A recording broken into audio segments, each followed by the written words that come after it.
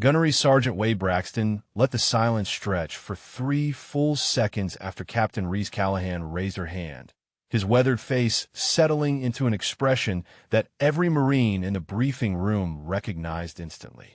The kind of look that said he was about to make an example of someone. "She won't last 2 hours on preliminary quals," someone muttered from the back row, just loud enough to carry. Braxton's mouth twitched, not quite hiding the agreement in his eyes as he consulted his clipboard with theatrical precision. "Captain Callahan," he said slowly, making sure every syllable landed with weight.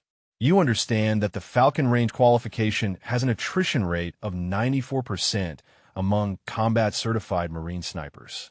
His pause felt deliberate, giving her time to reconsider what he clearly viewed as a mistake. Among personnel with verified combat deployments and advanced marksmanship credentials. The morning sun cut through the briefing room windows at Camp Pendleton, illuminating dust particles that hung motionless in air thick with skepticism. 47 Marines occupied chairs designed for 30, combat units having squeezed in when word spread that a logistics officer had requested entry into the legendary Falcon Range Challenge. The qualification cycle only opened twice annually, and watching administrative personnel attempt what elite snipers regularly failed had apparently become must-see entertainment. Before we dive into this story, drop a comment and let us know what state you're watching from. Maybe you've witnessed similar situations in your own military community, where someone surprised everyone with hidden capabilities. Reese kept her expression neutral, hands folded on the desk surface in front of her, watching Braxton's performance with the patience she'd cultivated through 6 years of having her competence questioned. "I've reviewed the qualification standards, Gunny," she said evenly. "I'm prepared to meet them." Staff Sergeant Shun, seated 3 rows back, leaned toward his companion and whispered something that made both men grin. Braxton caught the exchange, his shoulders relaxing slightly as if reassured that his assessment was shared by others. "The Falcon Range record has stood for 12 years, Captain. 12 years. Master Sergeant Holloway's 1847 meter shot in conditions that veterans still argue were impossible." He let that information settle, glancing around the room to ensure everyone appreciated the magnitude of what she was attempting. Even qualifying for a record attempt requires successfully completing shots that 94% of our combat-certified snipers cannot execute. In the third row, Corporal Davidson openly checked his watch, the gesture visible enough that several nearby Marines noticed and smirked. Reese cataloged the reaction without responding, her attention remaining fixed on Braxton as he consulted his clipboard again. "Your administrative duties have kept you in supply chain management for the past 14 months, he continued, his tone suggesting that this fact alone invalidated her request. "Our preliminary qualifications require proficiency with platforms and modifications that aren't standard in logistics training. Wind reading at extended ranges. Elevation calculations for shots beyond conventional engagement distances. Equipment management under stress conditions. $200 says she doesn't make it past day 1, someone said from the left side of the room, voice low but intentionally audible. "I'll take that action," another voice replied immediately. "Give her until the first wind reading test. She'll be done by lunch." Braxton didn't acknowledge the betting pool forming behind him, but his expression suggested he was mentally placing his own wager. "The preliminary qualification phase runs 6 days, Captain, with eliminations occurring at each stage. Most candidates withdraw voluntarily after the first 48 hours when they recognize the gap between their capabilities and the standard required." He paused, pen hovering over his clipboard. "I'm obligated to inform you that there's no shame in reconsidering. Falcon Range isn't about proving something. It's about maintaining the highest standards of marksmanship in the Marine Corps." Reese met his gaze without blinking, reading the subtext clearly. He was offering her an exit that preserved dignity, the kind of professional courtesy that said he didn't want to watch her fail publicly. "She's actually going through with it," Chin said more loudly now, abandoning any pretense of discretion. "This is going to be painful to watch." The April morning outside carried the particular quality of light that characterized Southern California springs, bright and unforgiving, the kind of clarity that exposed every detail without mercy. Through the windows, Reese could see the ranges stretching toward distant hills, the landscape she'd studied from satellite imagery and topographical maps during the past 6 weeks. The Falcon Range occupied the farthest position, separated from standard qualification areas by 2 kilometers of rough terrain that had to be crossed on foot while carrying full equipment loads. Braxton clicked his pen twice, the sound sharp in the sudden quiet. I need verbal confirmation that you understand the physical and technical demands, Captain, that you're aware 94% of combat-certified Marines don't complete the qualification cycle. That logistics training doesn't typically prepare personnel for the precision and stamina required. I understand completely, Gunny, Reese said, keeping her voice level and professional. I'm requesting entry into the next qualification cycle with full awareness of the standards and attrition rates. For a moment, something flickered across Braxton's face, an expression that might have been respect for her refusal to back down or resignation that he was about to witness another failed attempt by someone who didn't understand their own limitations.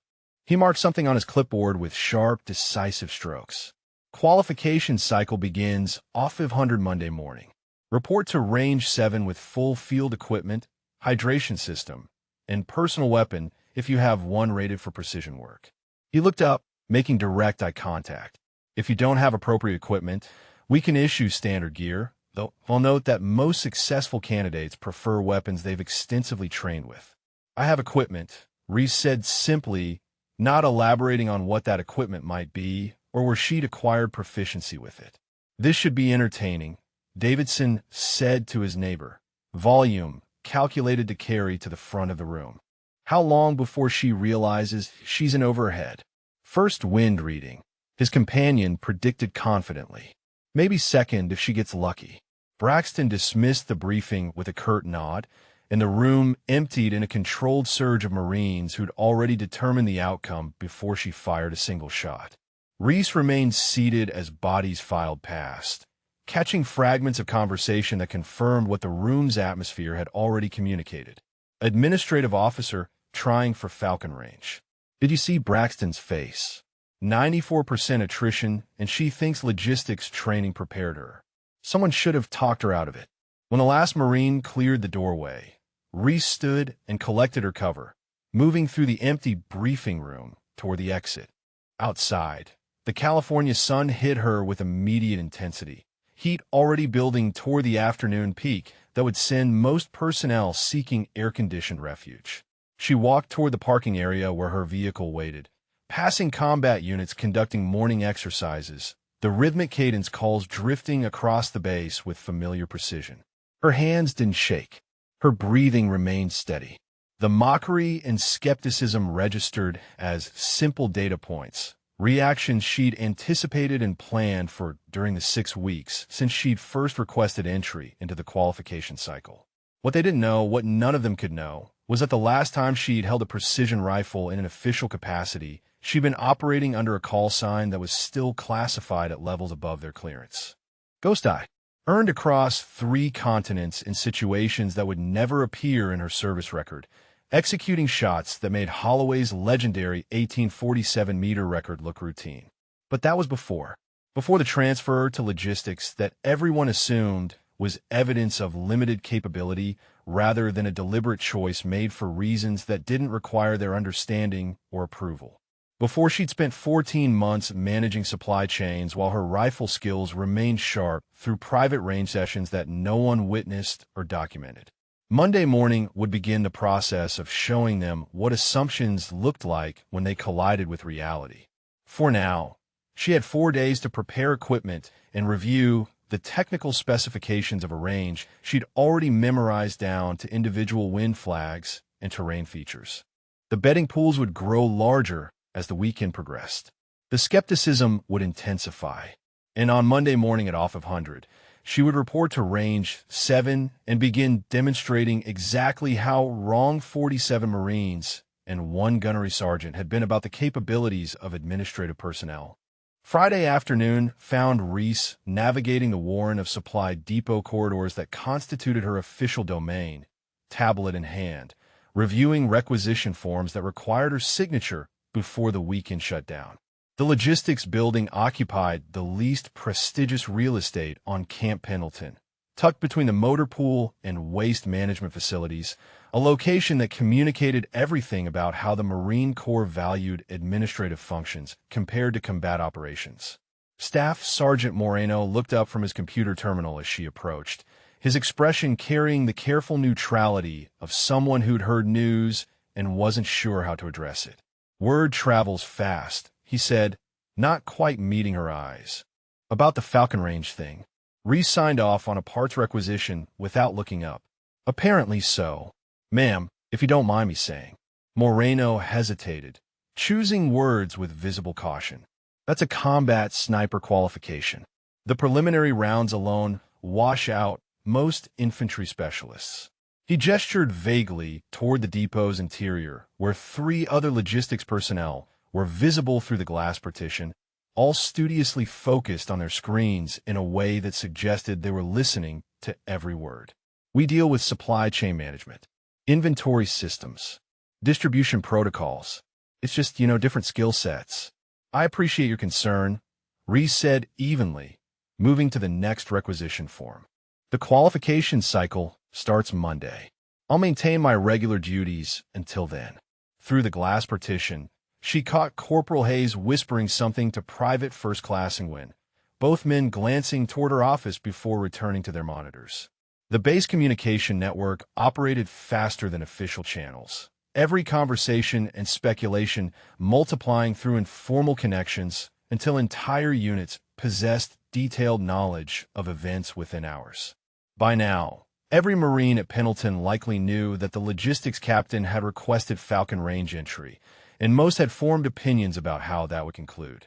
Her phone vibrated with an incoming call, the screen displaying Colonel Vincent Hargrove's extension.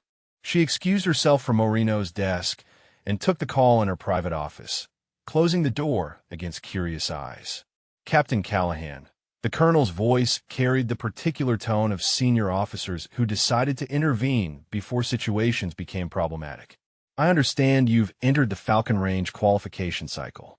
"Yes, sir," Reese confirmed, settling into her desk chair while watching logistics personnel through the glass partition continue their attempts at covert observation.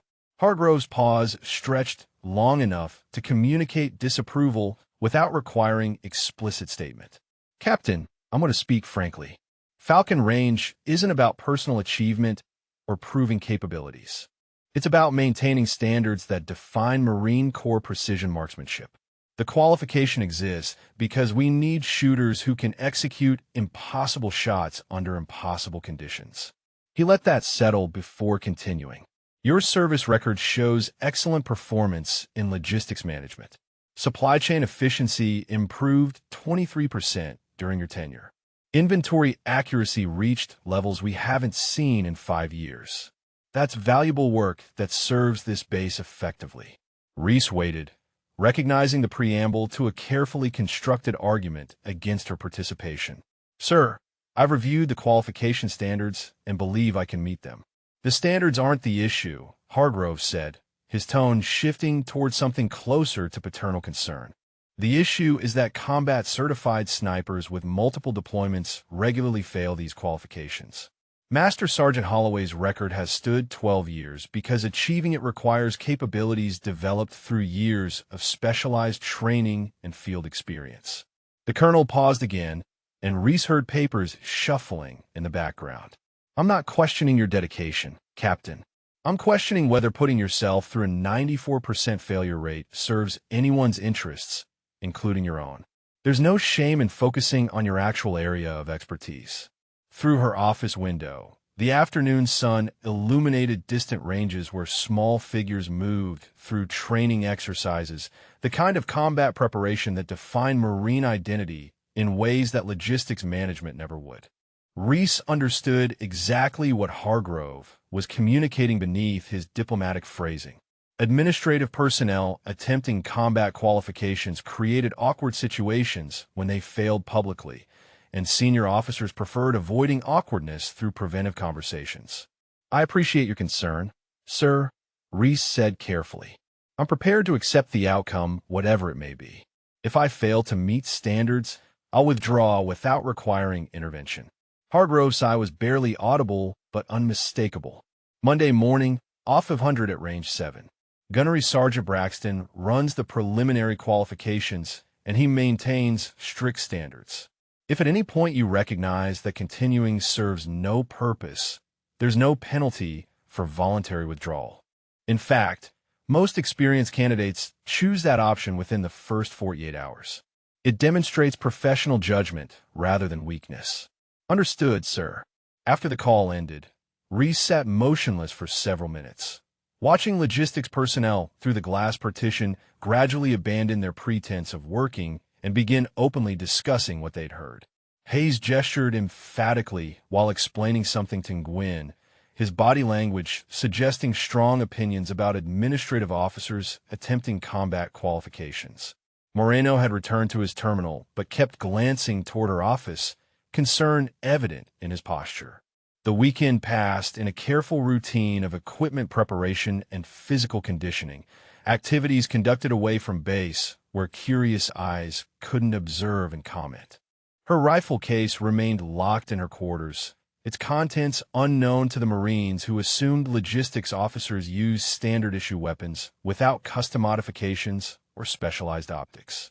Saturday afternoon, she drove to a private range 2 hours north of Pendleton, a facility that catered to serious shooters who valued privacy and didn't ask questions about why someone needed to verify zero on a rifle system that cost more than most Marines earned in 6 months.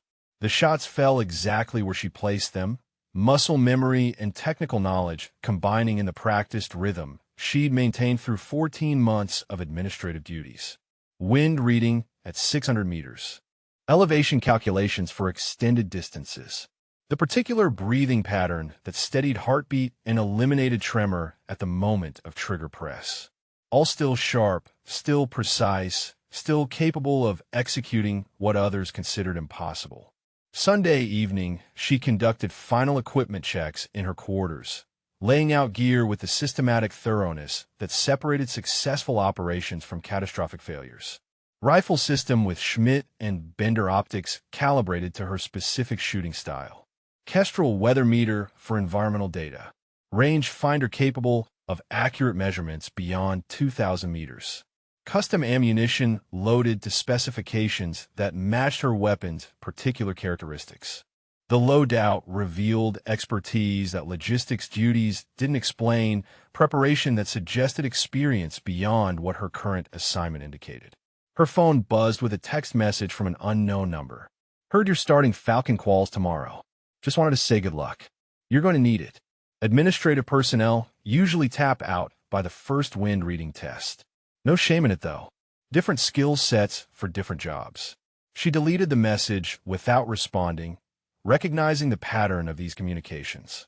Some Marines genuinely intended support while simultaneously predicting failure. Others wanted to plant seeds of doubt before the first shot. All shared the fundamental assumption that logistics training didn't prepare personnel for combat-level precision marksmanship, an assumption she'd encounter repeatedly during the qualification cycle. At 04:30 Monday morning, Reese loaded her vehicle with equipment that would raise questions if anyone noticed the professional quality and specialized modifications. The pre-dawn darkness concealed her departure from the logistics housing area. The base still quiet except for guard stations and early physical training formations in distant parade grounds.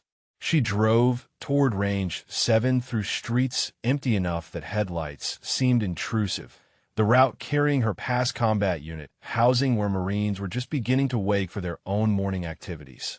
Range 7 sat isolated at the eastern edge of Pendleton's boundaries, separated from other facilities by rough terrain that served multiple purposes. Distance prevented standard training noise from interfering with the precision work conducted here. Isolation ensured that only serious candidates made the effort to attend. The geography itself functioned as an initial filter, eliminating those whose commitment wavered when faced with pre-dawn hikes carrying full equipment loads. Braxton's truck already occupied the gravel lot when she arrived at 04:50, 10 minutes before the official start time.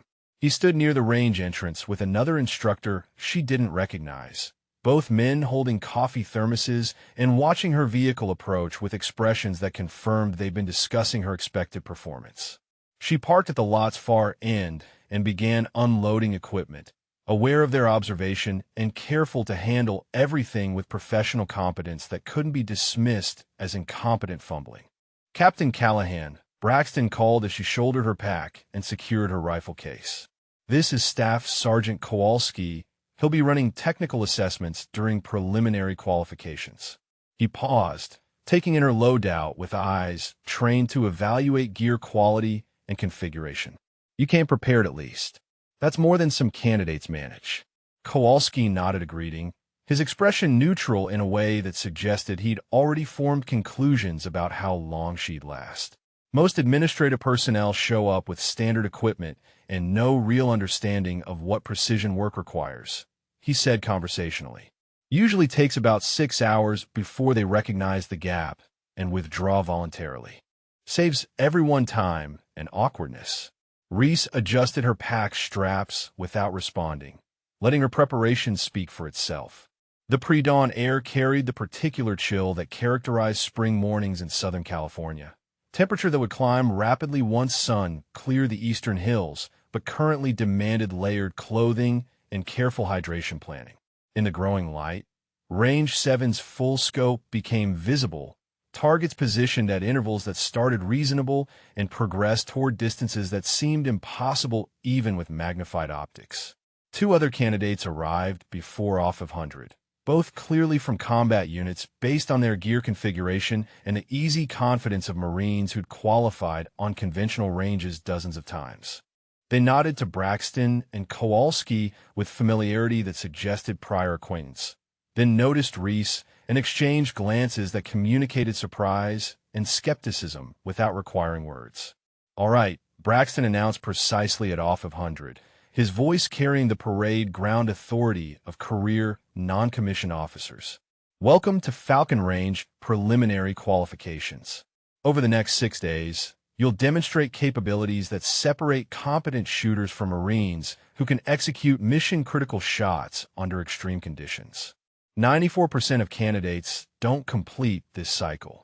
Most of you standing here won't be here by Wednesday."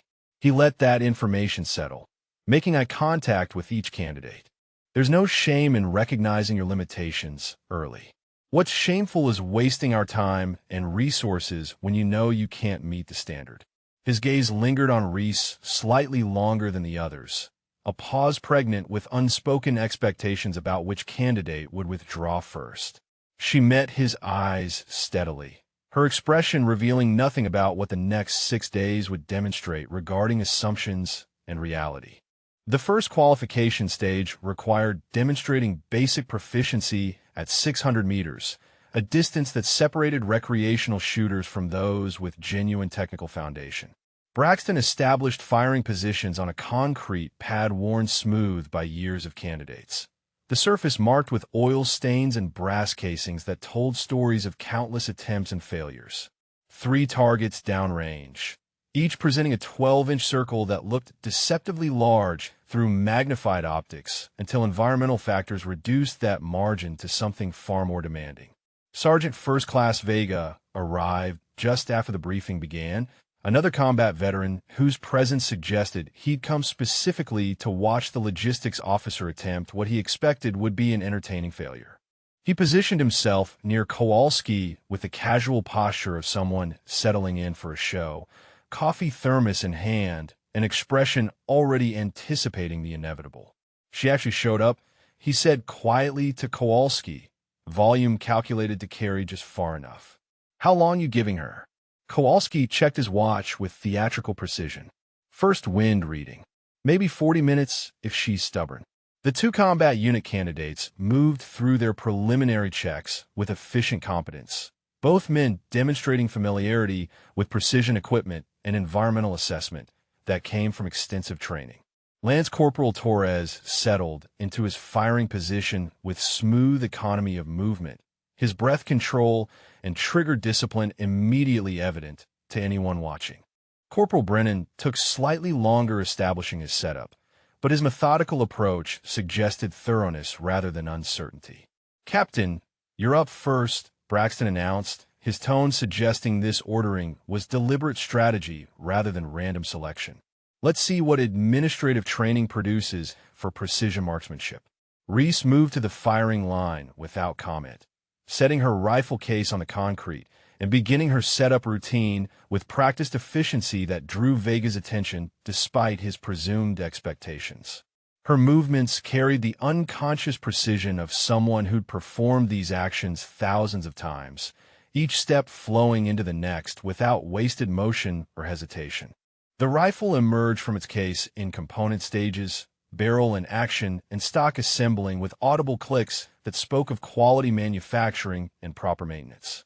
"That's not standard issue," Torres observed from his position, watching her attach the Schmidt and Bender scope with practice turns that seated it perfectly without requiring adjustment. "That's custom built. Probably $8,000 in that system. Logistics officers don't typically run custom precision rifles," Vegas said, his earlier confidence wavering slightly as he recognized equipment that contradicted his assumptions. "Where'd you get training on that platform?" Braxton said nothing, but his expression shifted towards something more attentive as Reese completed her setup and retrieved her Kestrel weather meter, taking environmental readings with the systematic approach of someone who understood how atmospheric conditions affected ballistics at extended ranges. Wind speed, direction, temperature, humidity, barometric pressure, all recorded and processed through calculations that happened too quickly to be guesswork or luck. She settled into her firing position with the controlled descent of practiced shooters, her body alignment and rifle cant immediately revealing expertise that administrative duties didn't explain. The cheek weld seated perfectly against the stock. Her breathing fell into the measured rhythm that stabilized heart rate, and her trigger finger found its place with the light contact that prevented jerking or flinching. 600 meters in these conditions, Kowalski announced, reading from his range card. Wind currently gusting east to west at 7 miles per hour with variations up to 12. Temperature 72 degrees and rising. Humidity 43%. You have 5 rounds to place 3 shots inside the circle. Standard qualification parameters. Reese made a single scope adjustment based on her environmental calculations, the click of turret movement sharp in the morning quiet. Then she settled, controlled her breathing through 2 complete cycles, and pressed the trigger with a smooth roll that separated amateur jerking from professional execution. The rifle's report echoed across the range, sound waves bouncing off distant hills and returning as fading repetitions.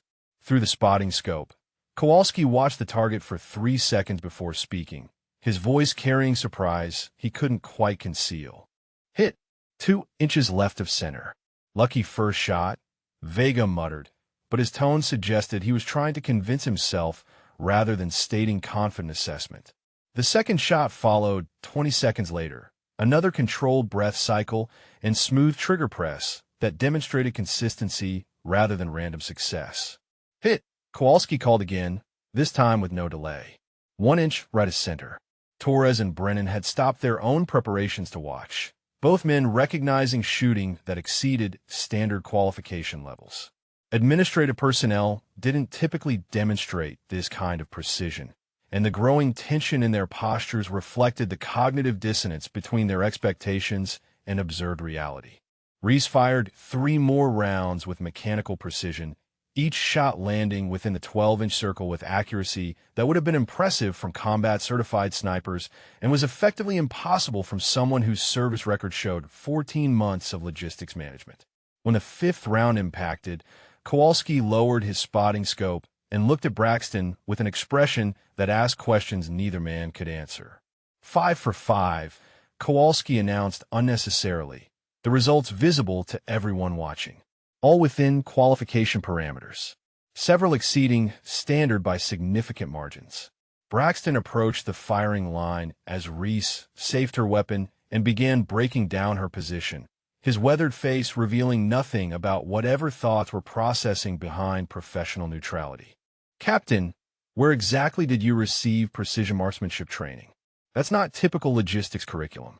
I've maintained personal interest in long-range shooting, Reese said evenly, her tone suggesting this explanation was all she intended to provide. Qualified on various ranges over the years. Various ranges, Braxton repeated slowly, clearly unsatisfied with the vague response, but unable to demand more specific information. He gestured toward Torres and Brennan. Gentlemen, you're up. Let's see if you can match what the captain just demonstrated. Torres managed 4 hits out of 5 rounds, his single miss drifting outside the circle when wind gusted unexpectedly during his trigger press. Brennan achieved 3 hits, both misses attributable to elevation calculations that didn't account for the temperature increase as morning sun climbed above the eastern hills. Both performances would have been considered solid under normal circumstances, but following Reese's flawless execution, they seemed diminished by comparison. This doesn't make sense, Vega said quietly to Kowalski as candidates cleared their brass and prepared for the next evolution. Logistics officers don't shoot like that. Even combat snipers with years of experience miss shots at 600 meters. She went 5 for 5 like she was plinking cans at 50 yards. Kowalski nodded slowly, his expression troubled by implications he couldn't quite articulate. Either she's been training extensively without anyone knowing, or her service record is missing significant information about previous assignments. The morning progressed through additional qualification stages, each designed to test different technical skills that separated competent shooters from those capable of mission-critical precision. Wind reading at varying distances. Rapid position changes that required re-establishing zero under time pressure. Elevation calculations for uphill and downhill angles that modified standard ballistic trajectories. Every evolution added complexity intended to expose limitations and create natural attrition. Reese moved through each test with the same practiced efficiency she'd demonstrated on the initial stage, her performance consistently exceeding qualification minimums and occasionally approaching levels that Braxton and Kowalski usually associated with instructor-level shooters. Torres kept pace adequately, his combat training providing foundation even if his execution lacked her precision. Brennan struggled increasingly as stages grew more demanding, his misses accumulating until Braxton pulled him aside during the mid-morning break for a quiet conversation about voluntary withdrawal. By 1100 hours, Brennan had accepted Braxton's suggestion and departed Range 7, his truck disappearing down the access road in a cloud of dust that seemed to carry away his aspirations along with his equipment. 94% attrition, Vega said, watching the vehicle vanish. 1 down, probably 2 more by Wednesday. His confidence about which 2 would wash out had eroded considerably during the morning's demonstrations, though he didn't articulate that shift explicitly. Torres noticed the change, glancing between Vega and Reese with an expression that suggested he was recalculating his own assumptions about who belonged at Falcon Range and who didn't. The afternoon session introduced moving target scenarios, paper silhouettes on mechanical systems that simulated various speeds and movement patterns. This evolution eliminated candidates annually, the additional complexity of calculating lead and timing often overwhelming shooters whose skills worked adequately on stationary targets. Braxton briefed the parameters with a standard warning about most candidates failing this stage, his eyes tracking to Reese with visible curiosity about whether her morning performance would translate to dynamic challenges. "Captain, you're up first again," he said, the ordering no longer feeling like strategy to expose weakness, but rather genuine interest in observing her capabilities under increased difficulty. Reese approached the line, settled into position, and proceeded to demonstrate that moving targets presented no more challenge than stationary circles had earlier. Her shots intercepted the mechanical silhouettes with precision that suggested she'd performed these calculations countless times, muscle memory and technical knowledge combining to produce results that made Torres shake his head in disbelief. "Where did she learn to shoot like this?" he asked Kowalski directly, abandoning any pretense of polite discretion. "That's not hobby-level marksmanship. That's operator-level precision." Kowalski had no answer, but his expression suggested he was planning to find out exactly what Captain Reese Callahan's service record contained that wasn't visible in her current logistics assignment. Braxton stood motionless near the spotting scope, coffee thermos forgotten in his hand, watching a logistics officer execute shots that challenged everything he understood about how Marines developed these particular skills. When the day concluded at 1600 hours, Torres had qualified for continuation, but looked exhausted from the sustained concentration required. Reese broke down her equipment with the same efficient movements she'd used during setup, showing no visible fatigue despite 6 hours of intense technical work. Tomorrow, off of 100, Braxton said as candidates prepared to depart. We moved to 800-meter stages with increased environmental complexity. He paused, looking directly at Reese. Captain, I'd appreciate if you could stop by my office before you leave. I have some questions about your training background. Reese nodded acknowledgement, recognizing that her performance had generated exactly the curiosity she'd anticipated and planned for during her preparation. The questions were coming, and soon she'd need to decide how much truth to reveal about where logistics officers learn to shoot like ghosts. Braxton's office occupied a corner of the range control building, its walls decorated with photographs documenting 12 years of Falcon Range history and the rare individuals who'd achieved qualification.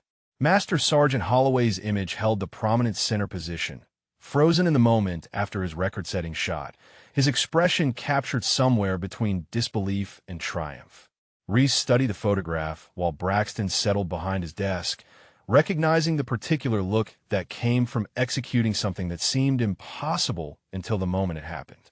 I've been running Falcon Range qualifications for 8 years. Captain, Braxton began without preamble, his weathered hands folded on the desk surface between them. In that time, I've seen 347 candidates attempt these standards. Maybe 20 completed the full cycle. None of them shot the way you did today. Reese waited, understanding that he was building toward questions she prepared for, but hoping to delay answering. The afternoon sun slanted through windows that overlooked Range 7, illuminating dust particles suspended in air that smelled faintly of gun oil and the particular metallic scent that accompanied extensive firearms use. Your service record shows 6 years total, 14 months in logistics here at Pendleton, previous assignments in supply chain management at Camp Lejeune and administrative coordination at Quantico. Braxton paused, his eyes searching her face for reactions she carefully didn't provide. What the record doesn't show is where you developed operator-level marksmanship skills. The kind of precision I watched today doesn't come from weekend hobby shooting or standard qualification courses. I've invested significant personal time in long-range shooting, Gunny, Reese said, maintaining the vague explanation she'd used earlier. Various civilian ranges and competitive venues over several years. Braxton's expression suggested he found this answer insufficient, but couldn't push beyond what regulations allowed regarding personal activities conducted off-duty. That Schmidt and Benderscope alone costs $4,000. Your rifle system represents investment and expertise that goes beyond personal interest. He leaned back in his chair, the springs creaking with the sound of furniture that had supported countless similar conversations. I'm not trying to create problems, Captain. I'm trying to understand what I witnessed today, so I can appropriately assess what happens during the remainder of the qualification cycle. Through the window, Reese could see Torres loading his vehicle, his movements carrying the fatigue of someone who'd been pushed to technical limits and barely maintained adequate performance. In the distance, other Marines conducted standard training exercises, their activities looking almost casual compared to the precision work demanded at Falcon Range. My shooting skills are adequate for the qualification standards, Reese said carefully. If my performance today raised concerns about meeting requirements, I'm prepared to continue demonstrating capability through the remaining stages. It's not concerns about meeting requirements, Braxton said, frustration entering his tone for the first time. It's questions about how someone develops these skills without them appearing anywhere in official training records or assignment history. He gestured toward the photographs on his wall. Every qualified shooter in Falcon Range history has documented background explaining their capabilities. Scout sniper schools, specialized training courses, combat deployments requiring precision engagement. You're asking me to accept that administrative assignments somehow produce the same results. The silence stretched between them, Reese weighing how much revelation serve her purposes against how much mystery might complicate the qualification cycle. Eventually she spoke, her voice carefully neutral. Some assignments don't appear in standard service records, Gunny. Some training happens at classification levels that restrict documentation in accessible files. Braxton's eyes narrowed, processing implications that shifted his entire understanding of the conversation. You're telling me you have a classified background that explains today's performance. I'm telling you that my complete service history isn't fully reflected in the records you're able to access, Reese confirmed. Beyond that, I'm not authorized to provide details without appropriate clearances and need to know justification. The gunnery sergeant sat motionless for nearly 30 seconds, his expression cycling through surprise, recalculation, and something that might have been embarrassment about his initial dismissive assessment. When he finally spoke, his tone had shifted toward professional respect. Captain, if you're telling me you have specialized background I can't access, I'm willing to accept that explanation. But I need to know whether continuing this qualification cycle serves any purpose beyond proving a point. If you already possess advanced marksmanship credentials from classified assignments, what are you trying to accomplish here? Reese met his gaze directly, her voice steady and certain. I transferred to logistics for personal reasons that had nothing to do with capability limitations. For 14 months, I've watched combat Marines assume administrative personnel lack skills that matter. I'm here to demonstrate that assumptions about someone's abilities based on their current assignment are often wrong. Braxton absorbed this, his weathered face revealing the complex process of revising judgments he'd held with certainty just hours earlier. All right, Captain, I won't press for details you can't provide. But I'm going to warn you that tomorrow's stages increase difficulty significantly. And by Wednesday, we're testing capabilities that wash out even experienced combat snipers. If you're as good as today suggested, you might be looking at qualification that puts your name on my wall next to Holloway's. That's the goal, Gunny Reese said simply. After leaving Braxton's office, Reese drove back through the base as evening settled across Camp Pendleton, the long shadows and golden light transforming familiar landscape into something that felt both permanent and temporary. Marines were securing equipment and heading toward mess facilities, their routines continuing unchanged while her own path had shifted into territory that would generate increasing attention as word spread about the logistics officer who shot like someone with classified training. Her phone showed 3 missed calls from numbers she didn't recognize and 2 text messages from logistics personnel asking whether rumors about her qualification day performance were accurate. She ignored all of them, focusing instead on the technical preparation required for tomorrow's 800-meter stages where environmental factors grew more complex and margin for error decreased proportionally. Tuesday morning arrived with cloud cover that complicated wind reading, the overcast conditions creating atmospheric instability that would challenge even experienced shooters. Reese arrived at Range 7 to find a substantially larger audience than Monday's handful of instructors and candidates. Word had spread through the base's informal networks, and apparently watching a logistics officer attempt to maintain yesterday's performance level qualified as entertainment worth witnessing. Captain Callahan, Staff Sergeant Kowalski greeted her with notably different tone than his previous dismissiveness. Heard you had quite a conversation with Gunny Braxton yesterday. Also heard there might be more to your background than your current assignment suggests.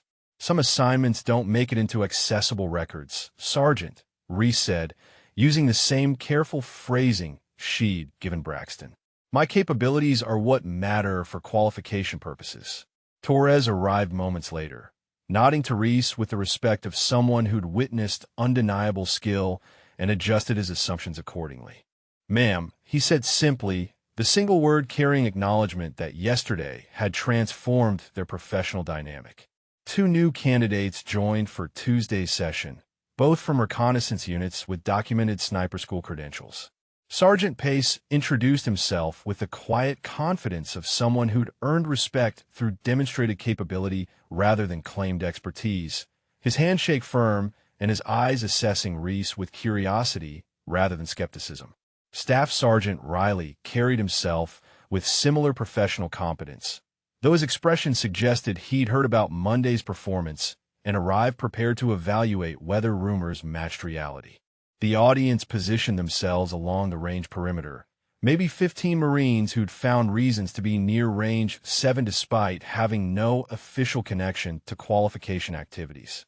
Vega had returned, this time bringing 3 other combat veterans who'd apparently heard his descriptions of yesterday's shooting and wanted to witness it themselves. The betting pools had shifted dramatically, no longer focused on when the logistics officer would wash out, but rather on whether she'd actually challenge Holloway's record. "All right," Braxton announced, his voice cutting through the low conversations. "Today we're working 800 meters with variable wind conditions. These clouds create atmospheric instability that makes environmental reading significantly more complex." He gestured toward the targets barely visible in the distance. "Standard qualification requires 3 hits out of 5 rounds. Instructor level requires 4 out of 5. What Captain Callahan demonstrated yesterday would qualify as instructor level at 600 meters. Let's see if that consistency holds at extended range." The increased distance and complicated conditions didn't seem to affect Reese's performance, her shots landing with the same precision that had silenced skeptics the previous day. She read the shifting winds with practiced expertise, adjusting her scope settings between rounds to account for changing atmosphere pressure and direction variations that made each shot a unique calculation requiring immediate processing. 5 for 5 again, Kowalski called after a final round, his voice carrying across the range to the assembled audience. All within instructor-level parameters. 2 would qualify as expert marksman shots under any standard I've seen. The watching Marines erupted in low conversations, their tones mixing disbelief with growing respect for capabilities they were witnessing but still couldn't fully reconcile with their understanding of how skills like this developed. Pace and Riley both shot well, their sniper school training evident in solid 4-5 performances that would have been impressive without comparison. Torres managed 3 hits, maintaining qualification level despite the increased difficulty. By Wednesday morning, the audience had grown to nearly 30 Marines, and rumors had reached levels that drew attention from senior officers curious about what was generating such unusual interest at Falcon Range. Lieutenant Colonel Marcus Thorne appeared mid-morning, his presence immediately recognizable to everyone present as he positioned himself near Braxton to observe the qualifications firsthand. Braxton briefed him quietly, their conversation lasting several minutes while candidates prepared for the day's evolutions. Thorne's expression shifted from skeptical curiosity to genuine interest as he learned about Reese's performance through the first 2 days and her hints about classified background that explained capabilities no one had anticipated. When Reese stepped to the firing line for her first evolution, Thorne watched with the focused attention of senior officers, evaluating whether exceptional reports matched observed reality.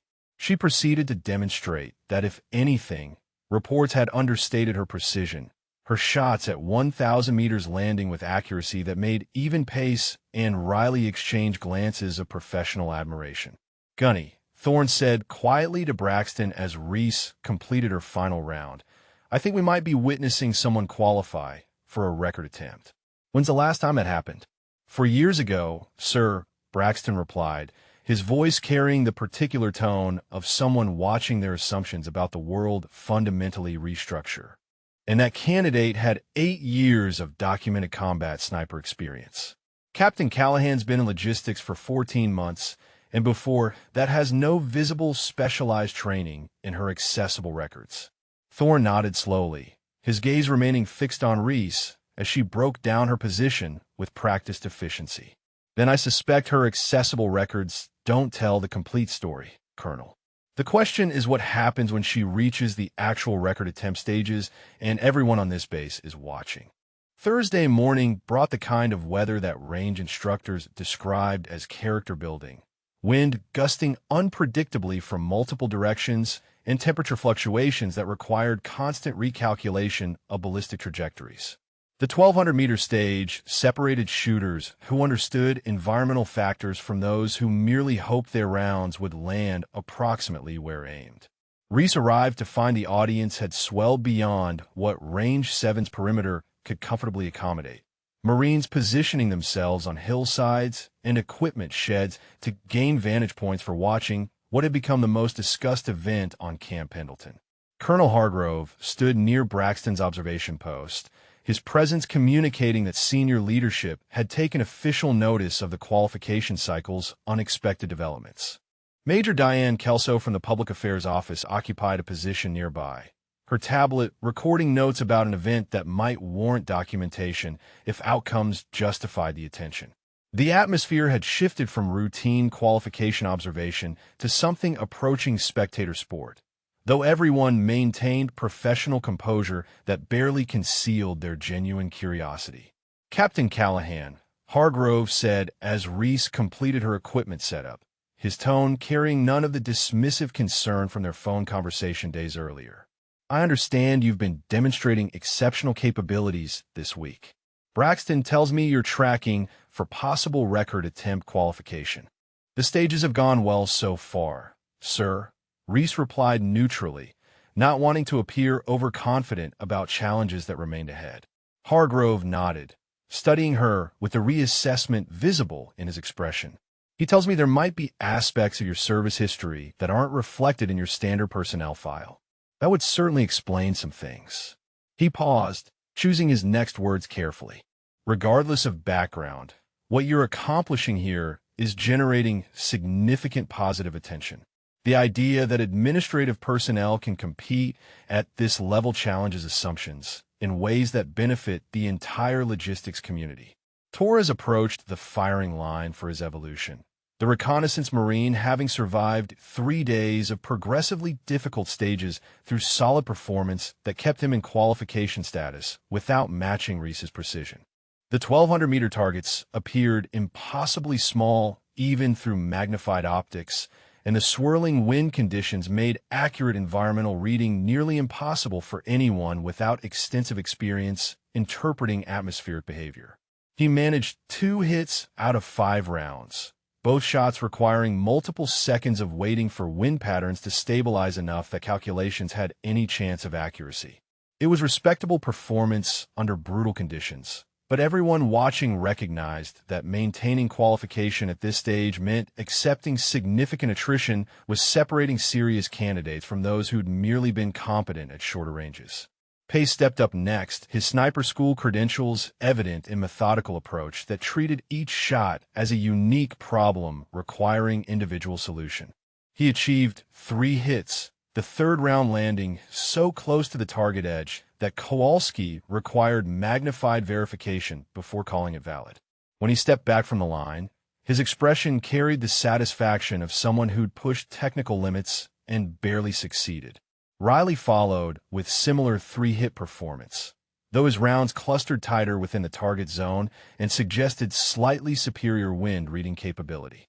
Both Marines had demonstrated skills that would qualify them for advancement to the next stage, but neither approached the consistency that Reese had maintained throughout the week. "Captain, you're up," Braxton announced, his voice carrying across the range to the assembled audience that had fallen into expectant silence. Reese settled into her firing position with the same efficient movements she displayed every previous day, her body alignment and breath control showing no evidence of pressure from the 40-plus Marines watching her every action. She took environmental readings that generated numbers suggesting any shooting in these conditions qualified as optimistic, then made scope adjustments that reflected calculations happening too quickly to be anything except deeply ingrained expertise. The first shot broke during a brief lull in the wind chaos, the round traveling 1,200 meters through atmospheric instability that should have deflected it significantly off target. "Hit," Kowalski called, his voice slightly incredulous. "Center mass." Lucky timing on the wind, someone muttered from the watching crowd, the comment immediately challenged by Marines who'd observed enough of her shooting to know luck wasn't the explanation. The second shot followed 90 seconds later after Reese waded through several wind surges for conditions that matched her calculations. Another center mass hit that silenced the luck theories and generated low conversations among watchers trying to reconcile what they were witnessing with their understanding of human capability limits. By the time her fifth round impacted with the same precision as the previous four, the audience had abandoned any pretense of casual observation and stood watching with the fixed attention of people witnessing something that would become part of base mythology. 5 for 5 at 1,200 meters in conditions that made 3 out of 5 represent excellent performance. It wasn't just qualification-level shooting. It was approaching the technical precision required for actual record attempts. Braxton approached Reese as she safed her weapon and began breaking down her position, his weathered face showing the complex mixture of professional respect and persistent curiosity that had characterized his interactions since their office conversation. "Captain, I need to inform you that if you maintain this performance level through tomorrow's stages, you'll qualify for record attempt authorization." He paused, letting that information settle.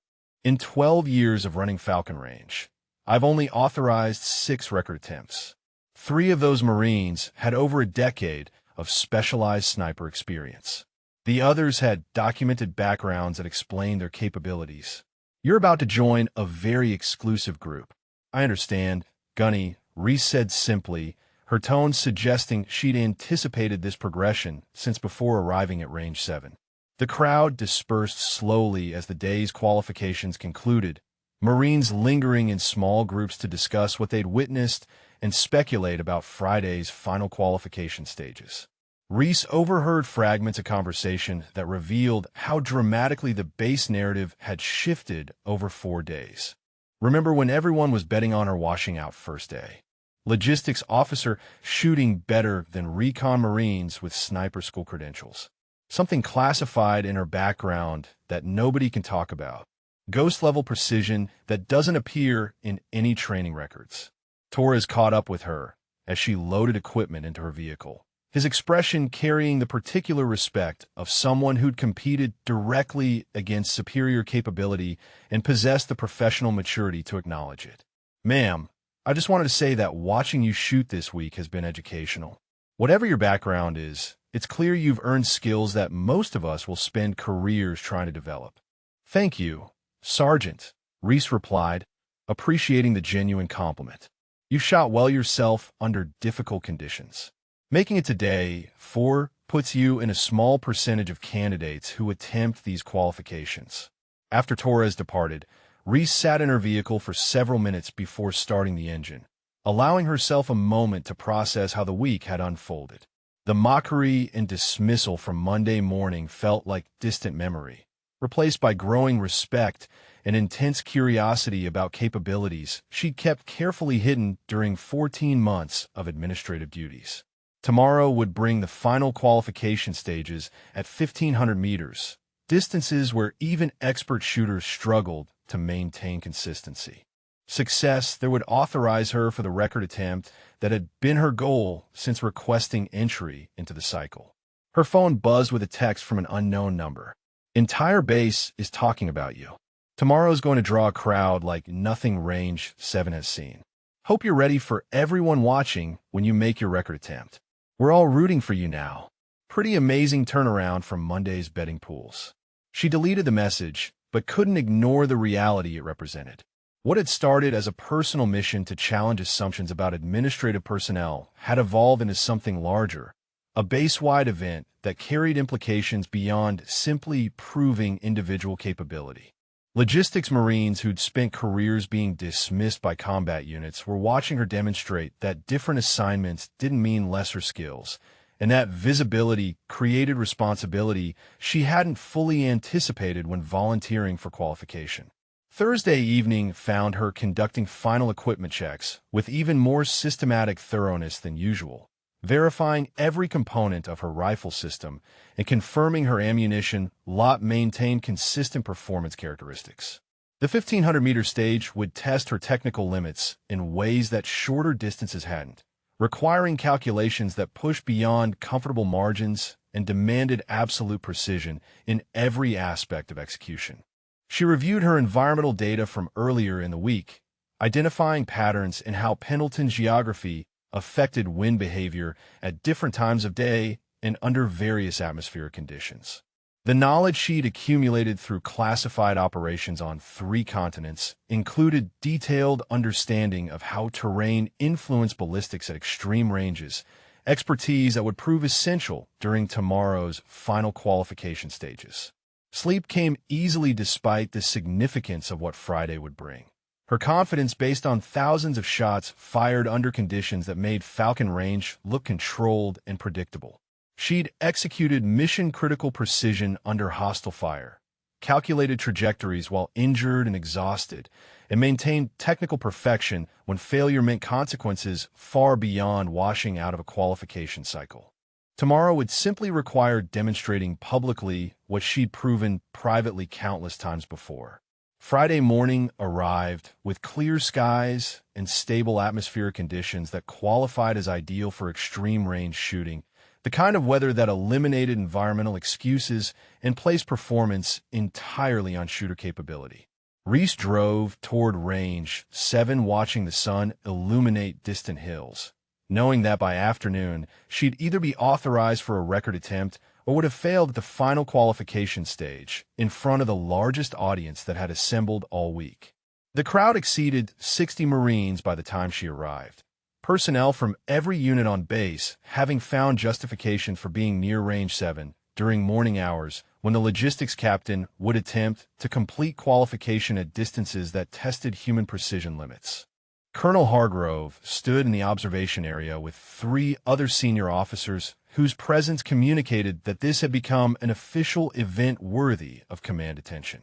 Braxton gathered the remaining candidates near the firing line, his expression serious as he briefed the final qualification requirements. 1,500 meters in optimal conditions. 5 rounds, minimum 3 hits for qualification. 4 hits qualifies for record attempt authorization.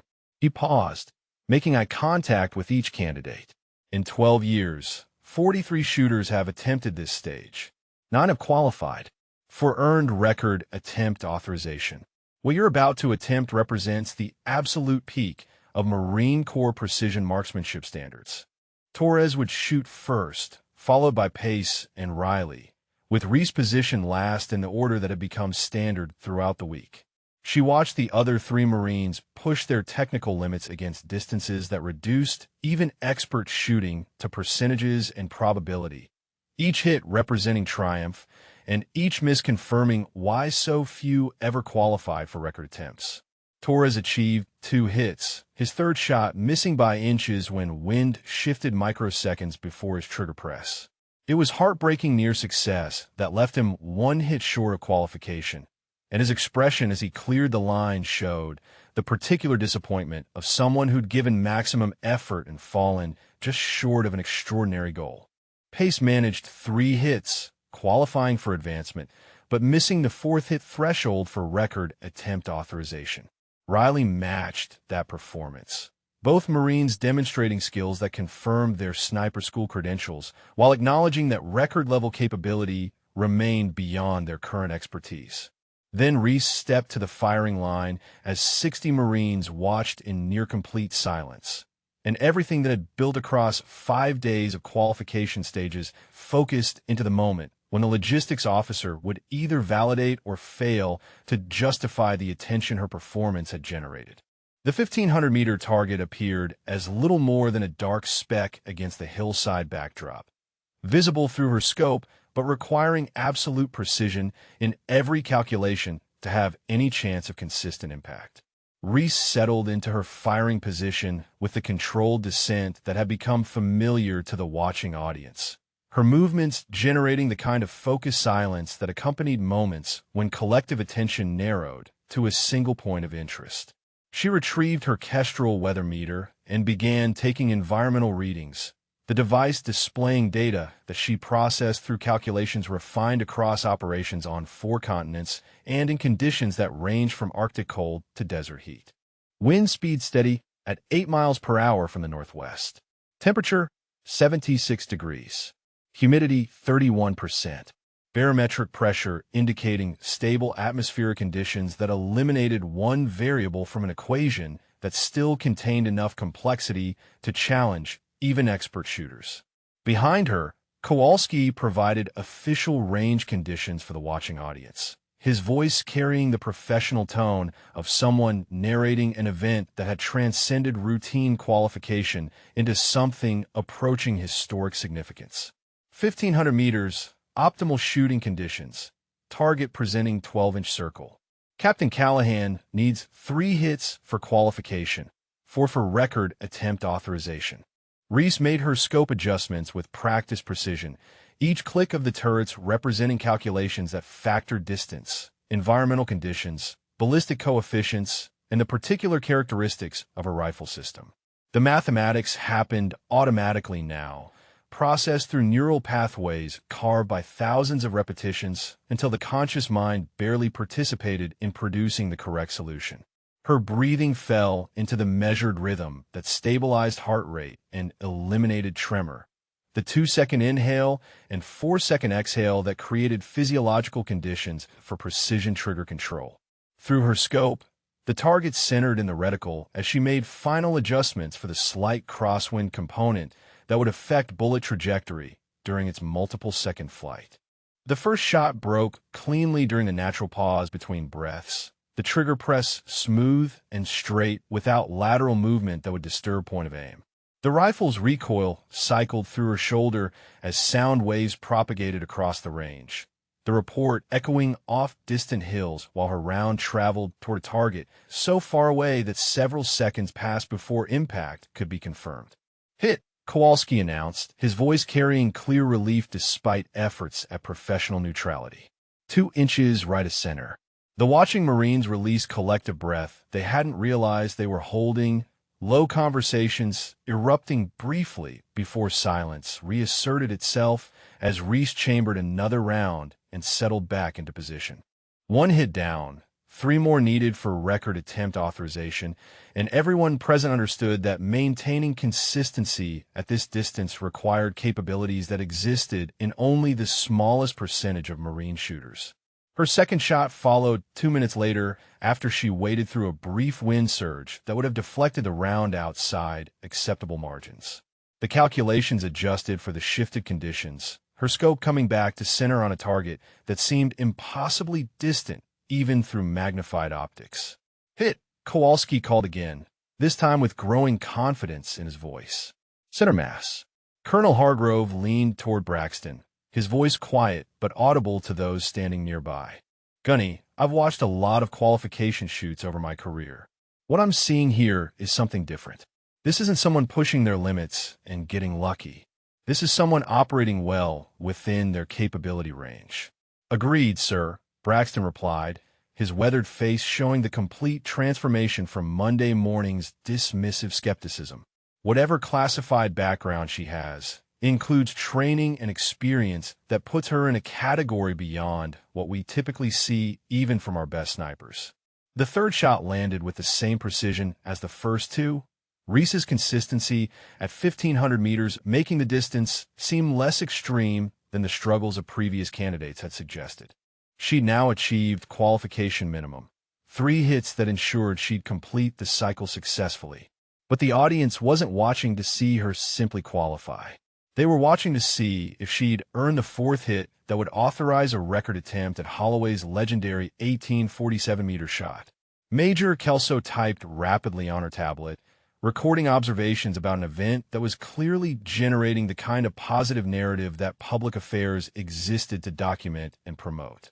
A logistics officer demonstrating capabilities that challenged combat unit assumptions about administrative personnel had implications for recruiting, retention, and the broader question of how the Marine Corps valued different specialties.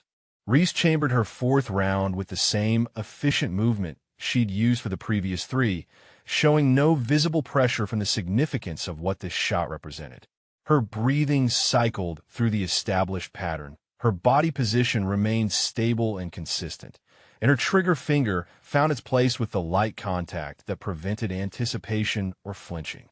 The shot broke cleanly, the sound washing across the range and returning as fading echoes while her round traveled toward a target that had already received 3 direct hits from a shooter who was demonstrating that administrative assignments didn't correlate with reduced capability. The seconds stretched as Kowalski tracked the round's flight through his spotting scope, his body language telegraphing the result before his voice confirmed it. "Hit," he announced. Volume increased slightly to ensure the entire audience heard. "Upper left quadrant. That's 4 hits out of 4 rounds at 1,500 meters." The watching Marines erupted into applause, the professional composure finally breaking under the weight of witnessing performance that exceeded anything most of them had seen during their careers. Torres was clapping enthusiastically, his earlier disappointment at falling short momentarily forgotten in appreciation for what Reese had just demonstrated. Pace and Riley stood with expressions that mixed admiration with the particular respect that skilled practitioners reserved for those operating at levels they recognized as superior to their own capabilities. Braxton approached the firing line as the applause continued, his hand extended for a handshake that communicated formal recognition of exceptional achievement. "Captain Callahan, congratulations on completing Falcon Range qualification with what I believe is the highest score in the program's 12-year history." He paused, making eye contact that held genuine respect. "You're hereby authorized for a record attempt at Master Sergeant Holloway's 1847-meter shot. If you choose to proceed, we'll schedule the attempt for a date that provides optimal conditions and appropriate documentation." Reese accepted the handshake, her expression revealing satisfaction but not surprise at the outcome. "I'd like to proceed with the record attempt, Gunny, preferably as soon as conditions and scheduling allow." Colonel Hargrove joined them on the firing line, his earlier concerns about administrative personnel attempting combat qualifications completely transformed in a visible pride about what her success represented. "Captain, what you've accomplished this week will be discussed on this base for years.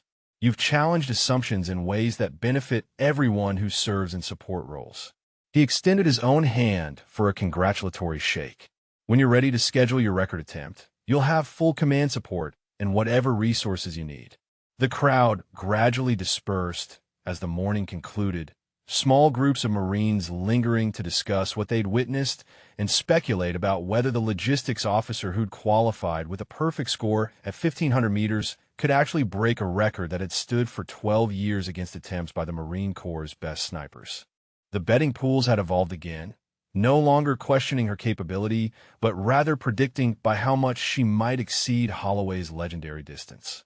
Reese broke down her equipment with the same systematic thoroughness she'd applied throughout the week, aware of the transformed atmosphere, but maintaining focus on technical requirements rather than social dynamics. Torres approached as she secured her rifle case, his expression carrying the warmth of someone who'd moved from skeptical competitor to genuine supporter over 5 days of shared qualification experience. "Ma'am, I just want to say that competing alongside you this week has been one of the highlights of my career," he said sincerely. "Watching you shoot reminded me why I joined the Marines. To work with people who push beyond what seems possible and make it look routine." "Thank you, Sergeant," Reese replied, appreciating his genuine sentiment. "You shot well yourself." Making it to the final day puts you among a very small group of Marines who've completed stages that wash out the vast majority of candidates. After Torres departed, Reese loaded her vehicle and sat for a moment before starting the engine, processing the transformation that had occurred over 5 days. Monday morning, she'd been the logistics officer that combat Marines assumed would wash out by lunch. Friday afternoon, she'd completed qualification with the highest scores in program history and earned authorization for a record attempt that would determine whether Ghost Eye's classified capabilities could be demonstrated publicly without compromising operational security. Her phone showed 17 missed calls and 34 text messages, the volume of communication suggesting that word had spread beyond Camp Pendleton to the broader Marine community. She ignored them all, focusing instead on what the record attempt would require and whether the conditions that had allowed her previous long-range success could be replicated in a documented public demonstration. Braxton had mentioned scheduling for optimal conditions, which meant waiting for weather patterns that provided stable atmospheres and predictable wind behavior at extreme distance. The 1847-meter shot required not just technical skill, but also environmental factors that aligned in ways that happened infrequently enough that Holloway's record had stood 12 years despite numerous attempts by qualified shooters. She reviewed mental notes about Pendleton's seasonal weather patterns, identifying that late spring typically provided morning windows when atmospheric stability and wind consistency created ideal long-range conditions. The record attempt would likely be scheduled within the next 2 to 3 weeks, giving her time to prepare equipment and verify that her rifle system maintained the precision required for a shot that would test the absolute limits of what current ballistic technology and human capability could achieve. That evening, Reese conducted maintenance on her rifle with even more systematic care than usual, inspecting every component for wear or degradation that could affect performance during the most important shot of her public military career.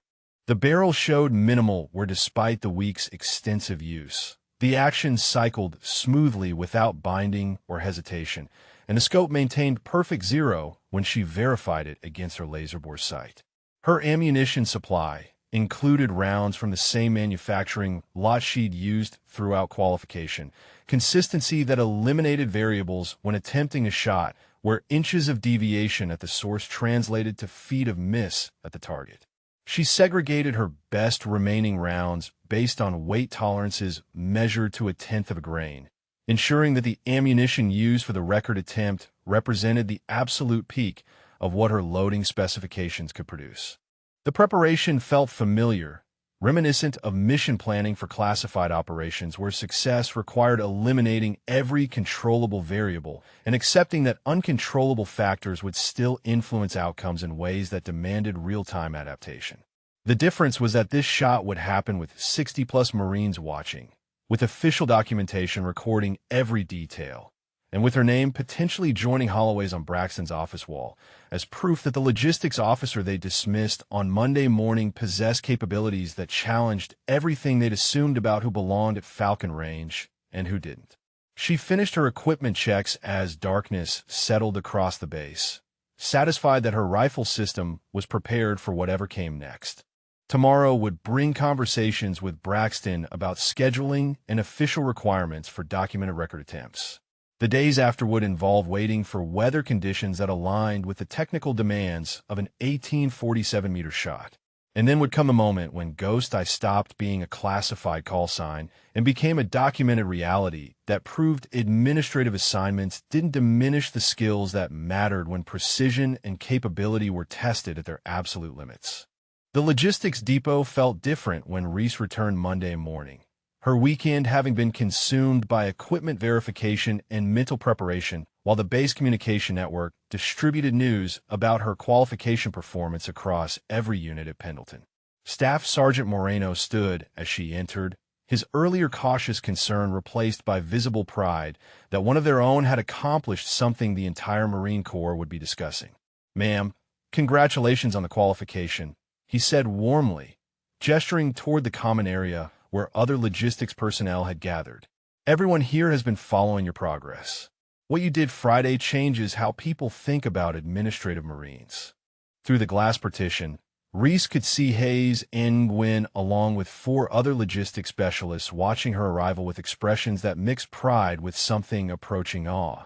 The usual morning routine of requisition reviews and inventory management felt almost surreal against the backdrop of having earned record attempt authorization at the Marine Corps' most demanding marksmanship qualification. Her phone showed a message from Braxton requesting a meeting at Range 7 to discuss scheduling and technical requirements for the documented attempt. She delegated morning administrative duties to Moreno and drove toward the eastern edge of base, passing Marines who recognized her vehicle and offered congratulatory waves that confirmed her qualification had become common knowledge across Pendleton. Braxton waited in his office with Staff Sergeant Kowalski and a Marine she didn't recognize, a master gunnery sergeant whose weathered appearance and quiet confidence suggested extensive field experience. "Captain Callahan," Braxton began as she settled into a chair, "this is Master Gunnery Sergeant Vincent Torres. No relation to Lance Corporal Torres, who qualified with you last week. He's our senior ballistics specialist and will be coordinating the technical aspects of your record attempt." Master Guns Torres extended a hand, his grip firm and his eyes assessing her with professional interest rather than skepticism. "Captain, I've reviewed your qualification scores, and they're exceptional by any standard. The record attempt at 1847 meters presents challenges beyond what you encountered during qualification stages." He gestured toward a tactical map spread across Braxton's desk, showing Falcon Range's complete geography. "Master Sergeant Holloway's shot 12 years ago happened during a specific confluence of atmospheric conditions that we've only seen replicated 3 times since. Each of those occasions generated record attempts that failed to match his distance." Reese studied the map, recognizing terrain features she'd memorized weeks earlier, but now seeing them through the context of what an extreme-range shot would require. The target position sat on a hillside that provided elevation advantage, but complicated wind reading due to terrain effects on air currents. The intervening distance crossed 2 ridgelines that created atmospheric turbulence patterns requiring real-time assessment rather than calculated prediction. "What conditions are we waiting for specifically?" she asked, understanding that scheduling would depend on weather patterns rather than calendar availability. Torres pulled up meteorological data on a tablet, displaying graphs that tracked atmospheric stability, wind patterns, and temperature gradients over the past decade. "We need morning conditions before thermal currents destabilize the atmosphere. Wind speed below 10 miles per hour with consistent direction. Temperature between 70 and 80 degrees. Barometric pressure indicating stable air mass." He looked up from the tablet, making direct eye contact. "Those conditions align maybe 4 to 6 times per year during spring and fall windows. We're currently in a spring pattern that might provide suitable conditions within the next 2 to 3 weeks." Braxton leaned back in his chair, his expression serious as he outlined the official requirements. Record attempts require documented observation by 3 qualified range officers, video recording from multiple angles, and independent verification of distance and environmental conditions. He paused, ensuring she understood the significance. "You'll also have an audience that will likely exceed anything we saw during qualification. Word has spread beyond Pendleton. I've received inquiries from other bases asking about attendance and whether the attempt will be live-streamed for broader viewing." Reese absorbed this information, recognizing that what had started as a personal mission to challenge assumptions had evolved into an event with visibility extending far beyond Camp Pendleton. "How many record attempts have succeeded in the 12 years since Holloway's shot?" she asked, wanting to understand the statistical reality of what she was attempting. "0, Torres said bluntly. 11 qualified shooters have made 14 attempts total.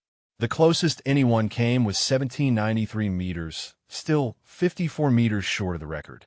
He pulled up additional data showing each attempt's outcome. "Most attempts fail due to environmental reading errors at extreme distance. The bullet flight time at 1847 meters exceeds 3 seconds, during which wind conditions can shift enough to move point of impact by several feet.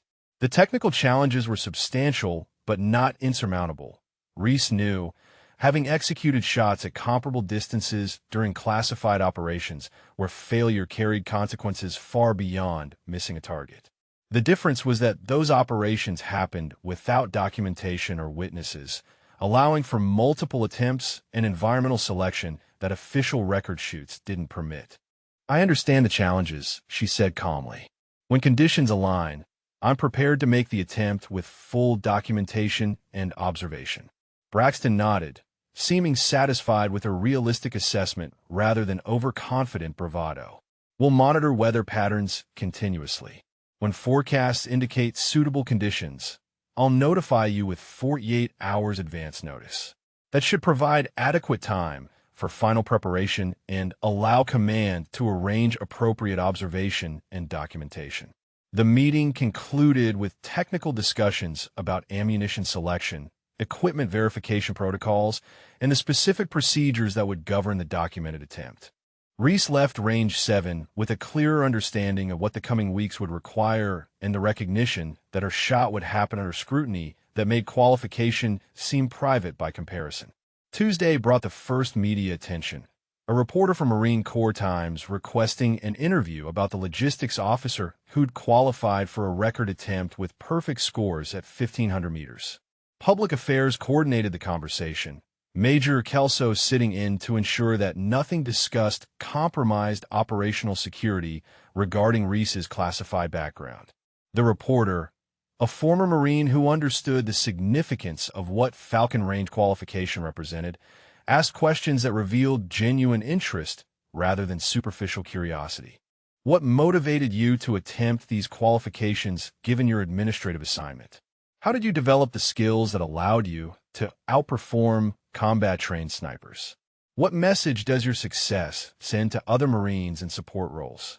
Reese answered carefully, emphasizing that different assignments didn't correlate with reduced capability and that Marines should be evaluated on demonstrated performance rather than assumptions based on current duties. She avoided specifics about her training background, citing classification restrictions that the reporter accepted without pressing for details that couldn't be provided. The resulting article, published Thursday, generated responses from across the Marine Corps community. Logistics personnel expressed pride that one of their own had challenged combat unit assumptions so dramatically. Senior officers commented on the importance of recognizing capability wherever it existed regardless of specialty. Former snipers debated whether her classified background gave her unfair advantage or simply represented skills that happened to develop through different career paths. By the following Monday, 2 weeks after her qualification completion, the base had largely returned to normal operations despite continued anticipation about when weather would align for the record attempt. Reese maintained her regular administrative duties while conducting daily equipment checks and monitoring meteorological forecasts with the attention of someone whose success would depend on selecting optimal conditions from the limited windows that nature provided. Wednesday afternoon brought the call she'd been anticipating, Braxton's voice carrying controlled excitement when she answered. "Captain, forecast models show a high-pressure system moving into position that should provide ideal conditions Friday morning. Winds light and consistent, temperatures stable, atmospheric pressure indicating minimal turbulence." He paused, letting the significance register. "If the forecast holds, we're scheduling your record attempt for 06:30 Friday at Falcon Range. Official notification goes out tomorrow morning to allow command time to arrange observation and documentation." Reese felt her pulse quicken slightly, the physiological response to significant events that even extensive operational experience couldn't completely eliminate. "I'll be ready, Gunny. Equipment is prepared, and I've maintained daily practice to ensure everything remains properly zeroed and calibrated." After the call ended, she sat in her office reviewing mental preparations that had occupied the past 2 weeks. The technical aspects were solid, her rifle system performing flawlessly and her ammunition lot showing consistent characteristics across multiple verification sessions. The environmental reading skills required for extreme range shooting remained sharp from years of application in conditions far more challenging than controlled range attempts. What remained was the mental preparation for executing a shot, while knowing that failure would be documented and discussed across the entire Marine Corps community. Thursday morning brought official notification through command channels, the message distributed to every unit at Pendleton and forwarded to interested parties at other installations. Captain Reese Callahan would attempt Master Sergeant Holloway's 12-year-old Falcon Range record Friday morning at 06:30, weather permitting. All interested personnel welcome to observe with the understanding that professional conduct was mandatory and interference with the attempt would result in disciplinary action. By Thursday afternoon, informal estimates suggested the audience would exceed 100 Marines, possibly approaching 150 if personnel from nearby bases made the drive to witness an event that happened rarely enough to qualify as historic regardless of outcome. The Public Affairs Office coordinated media coverage, arranging for professional video documentation and still photography that would capture the attempt for official records and potential broader distribution. Reese spent Thursday evening in solitary preparation, conducting final equipment verification and reviewing her technical approach to a shot that would test the absolute limits of what her rifle system and personal capabilities could achieve. The 1847-meter distance represented the edge of what current ballistic technology made possible, requiring bullets to remain supersonic through extended flight while fighting atmospheric conditions that worked constantly to deflect trajectory. She loaded her rifle case into her vehicle Thursday night, preferring to have everything ready rather than rushing Friday morning. Her ammunition, segregated to the tightest weight tolerances her loading process could produce, sat in a protective case alongside her Kestrel weather meter and laser rangefinder. The preparation felt thorough and complete, every controllable variable addressed, and every technical requirement satisfied. Sleep came easier than expected, her mind settling into the calm that preceded important operations. She'd executed more difficult shots under worse conditions with more significant consequences. Friday morning would simply require demonstrating publicly what ghost I had proven privately across 3 continents and in situations where missing meant operational failure rather than a line in record books. Friday morning arrived with the clear skies and stable conditions that forecast had predicted, dawn light revealing the kind of atmospheric clarity that serious shooters recognized as optimal for extreme range work. Reese drove toward Falcon Range, watching the sun illuminate distant hills, knowing that within hours she'd either break a 12-year-old record or join the 11 qualified shooters who'd attempted and fallen short of Holloway's legendary distance. The crowd exceeded all estimates, nearly 200 Marines having assembled at range 7 by the time she arrived at 0600. The observation area looked like a formation, personnel arranged in informal ranks that provided clear sight lines while maintaining professional spacing. Colonel Hargrove stood at the front with a group of senior officers whose presence communicated that this had become an official command event. Media personnel occupied designated positions with cameras and recording equipment that would document every detail of what happened next. Braxton approached as she unloaded her equipment, his weathered face showing the particular tension of someone about to witness either historic success or documented failure. Captain Callahan, conditions are as good as we could hope for. Wind steady at 6 miles per hour from the northwest, temperature 74 degrees, barometric pressure indicating stable atmosphere. He gestured toward the distant hillside where the target waited at 1,847 meters. Everything's prepared. When you're ready, we'll begin the official documentation process. The official documentation process began with Master Gunnery Sergeant Torres conducting independent verification of the distance using 3 separate laser rangefinders, each measurement recorded and witnessed by qualified observers who would sign affidavits confirming the accuracy. 1,847 meters, he announced clearly for the video recording. Distance verified by 3 independent measurements within 0.2 meters variance. Environmental conditions documented as wind 6 miles per hour northwest, temperature 74 degrees, barometric pressure 30.12 inches, and stable. Reese assembled her rifle system methodically, each component sliding into place with practiced precision while 200 Marines watched in silence that felt almost reverent. The Schmidt and Bender scope mounted perfectly, her hands performing actions they'd executed thousands of times until the conscious mind barely participated in the mechanical process. She'd chosen her tightest tolerance ammunition, rounds that varied by less than 0.1 grains and showed identical ballistic characteristics across extensive testing. Braxton stood near the observation position with 3 other qualified range officers, all 4 holding clipboards and prepared to document every aspect of the attempt according to protocols that would make the results defensible against any challenge. Captain Callahan, when you're ready to begin, please state your name, rank, and intention for the record. Reese looked directly at the primary video camera, her voice steady and clear. Captain Reese Callahan, United States Marine Corps, attempting to exceed Master Sergeant Holloway's Falcon Range record of 1,847 meters under documented observation and optimal environmental conditions. The formality complete, she moved to the firing line where a shooting mat waited on the concrete pad that had supported countless attempts over 12 years. The distant hillside held the target at an angle that required both distance calculation and elevation compensation, the combination creating complexity that separated theoretical shooting from practical execution under real-world conditions.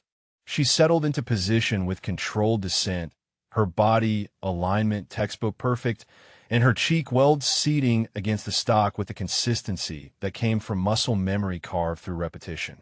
Through her scope, the target appeared impossibly small even at maximum magnification, a 12-inch circle that looked more like a distant suggestion than something a bullet could reliably hit from nearly 2 kilometers away.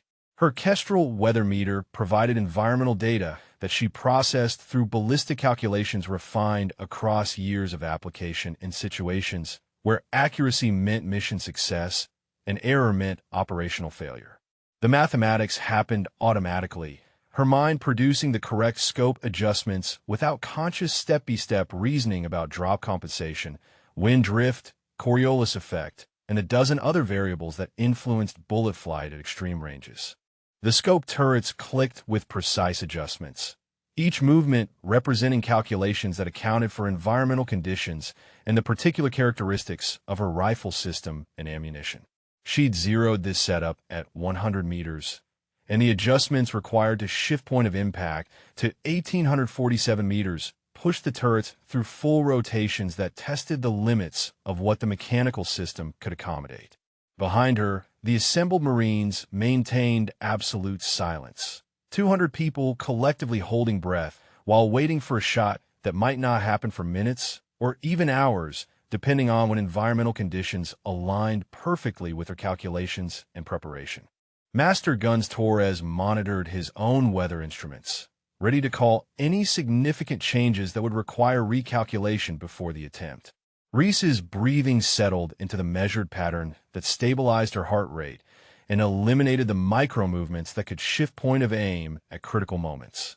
2-second inhale, 4-second exhale, the rhythm creating physiological conditions that separated precision execution from hopeful approximation. Through her scope, the target centered in the reticle as she made final microscopic adjustments that positioned everything exactly where complex mathematics and years of experience suggested it needed to be. The wind held steady at 6 miles per hour, atmospheric conditions remaining stable as morning progressed toward the thermal currents that would destabilize everything within the hour. She had a window, not unlimited time, and waiting too long meant watching conditions deteriorate beyond what even perfect technique could overcome. Her trigger finger found its place with the light contact that prevented anticipation or flinching, the pad resting against the curved surface with just enough pressure to take up slack without initiating the break. The world narrowed to the reticle centered on a distant target, her breathing at the natural pause between exhale and inhale, every technical element aligned in the momentary convergence that made impossible shots possible. The trigger broke cleanly, the rifle's recoil cycling through her shoulder as sound propagated across the range in waves that echoed off distant hills. The muzzle blast kicked up dust that momentarily obscured her view through the scope, clearing in time to watch her trace her round arc toward the hillside in a trajectory that looked almost lazy despite traveling at speeds that kept it supersonic through most of its flight. 3.2 seconds elapsed while the bullet fought gravity and atmospheric resistance, traveling a distance that seemed impossible for handheld firearms to reach with any accuracy. Torres watched through his spotting scope with fixed intensity, his body language revealing nothing about what he was seeing until the round either impacted or missed beyond his visible range. The assembled Marines stood frozen in the silence that followed the shot, 200 people waiting for confirmation that would determine whether 12 years of record stability had just ended or whether Holloway's achievement would continue standing against all attempts to exceed it. "Miss," Torres called finally, his voice carrying disappointment but not surprise. Impacted low and left of target, approximately 15 meters short at 1832 meters. Visible strike on hillside below target position. The collective exhale from the watching crowd sounded like wind moving through trees, tension releasing in the acknowledgement that the first attempt had fallen short despite optimal conditions and flawless technical execution. Reese remained in position, processing the miss through analytical framework that separated emotional reaction from technical assessment. 15 meters short at 1830 meters represented a near miss by extreme range standards, suggesting her calculations were close but required adjustment for variables she hadn't fully accounted for. She made scope modifications based on where the round had impacted, increasing elevation compensation and adjusting slightly for wind that might be stronger in the valley between her position and the target than the surface conditions indicated. The changes represented educated guesses informed by experience, attempting to compensate for atmospheric effects that couldn't be measured directly but had to be inferred from observed results. "Captain, you have 4 more documented attempts per standard record protocols," Braxton announced. "Environmental conditions remain optimal. Proceed when ready." Reese settled back into position, her breathing cycling through the established pattern while her mind processed everything the first shot had revealed about how conditions were affecting bullet flight at this extreme distance. The adjustments felt correct, though at ranges approaching 2 kilometers, even minor errors in calculation translated to significant misses at the target. The second shot broke 20 seconds later, another clean trigger press that sent her round arcing across the intervening distance toward a target that still seemed impossibly small and impossibly distant. The 3-second flight time felt longer than before, anticipation building as the bullet traveled its parabolic path toward either success or another documented near-miss. "Hit," Torres called, his voice spiking with excitement he couldn't contain. "Center left quadrant. Distance verified at 1,847 meters. That's a confirmed match of Master Sergeant Holloway's record." The watching Marines erupted into applause, the professional silence shattering under the weight of witnessing what only one other shooter had achieved in 12 years of attempts. But the celebration felt incomplete, everyone recognizing that matching the record represented significant achievement, but falling short of the goal that had brought them all to Range 7 on a Friday morning. Reese remained in position, her mind already processing the third attempt that would determine whether she merely equaled Holloway's distance or exceeded it in ways that established a new benchmark for future attempts. The adjustments that had produced the hit gave her baseline data about atmospheric conditions, information she could refine further to push beyond 1847 meters in a territory that no documented shooter had reached. She made subtle scope modifications, increasing elevation by a single click that represented approximately 30 inches of vertical adjustment at this distance. The change felt aggressive but supportable based on how her second shot had impacted, suggesting she had slightly more margin than her conservative calculations had allowed. The third shot broke 30 seconds later after her breathing stabilized and all technical elements aligned once again. The bullet's flight seemed to stretch even longer than before, 3 seconds of travel time, during which 200 Marines collectively held their breath, waiting to learn whether the logistics officer who'd been dismissed and mocked 3 weeks earlier had just broken a record that had stood through over a decade of attempts by the Marine Corps' best shooters. "Hit," Torres announced, his voice carrying unmistakable triumph. "Upper center, approximately 3 meters beyond previous target position. Estimated distance, 1,850 meters, pending verification." The crowd's response overwhelmed any pretense of professional composure. Marines cheering and applauding with enthusiasm that acknowledged they'd witnessed something that would become part of base mythology. Reese saved her weapon and rose from position, her own emotions carefully controlled despite the significance of what she'd just accomplished. Torres conducted verification measurements with 3 separate rangefinders while the crowd's celebration continued, each reading recorded and witnessed according to protocols that would make the result defensible against future challenges. Confirmed distance 1,850.4 meters, he announced officially. That's 3.4 meters beyond Master Sergeant Holloway's previous record. New Falcon Range record established under full documentation and observation. Braxton approached with hand extended, his weathered face showing the complex mixture of professional respect and personal satisfaction that came from witnessing excellence. Captain Callahan, congratulations on establishing a new Falcon Range record that I suspect will stand for years to come. He paused, making eye contact that communicated genuine admiration. What you've demonstrated over the past 3 weeks challenges assumptions that needed challenging. You've proven that capability exists independent of assignment specialty, and that's a lesson this entire base needed to learn. Colonel Hargrove joined them as media personnel documented the immediate aftermath, his earlier concerns about administrative personnel attempting combat qualifications transformed into visible pride. Captain, this achievement reflects not just individual excellence, but the highest standards of Marine Corps marksmanship. Your name will join Master Sergeant Holloway's in our record books, and your example will inspire Marines across all specialties to pursue excellence regardless of their current assignment.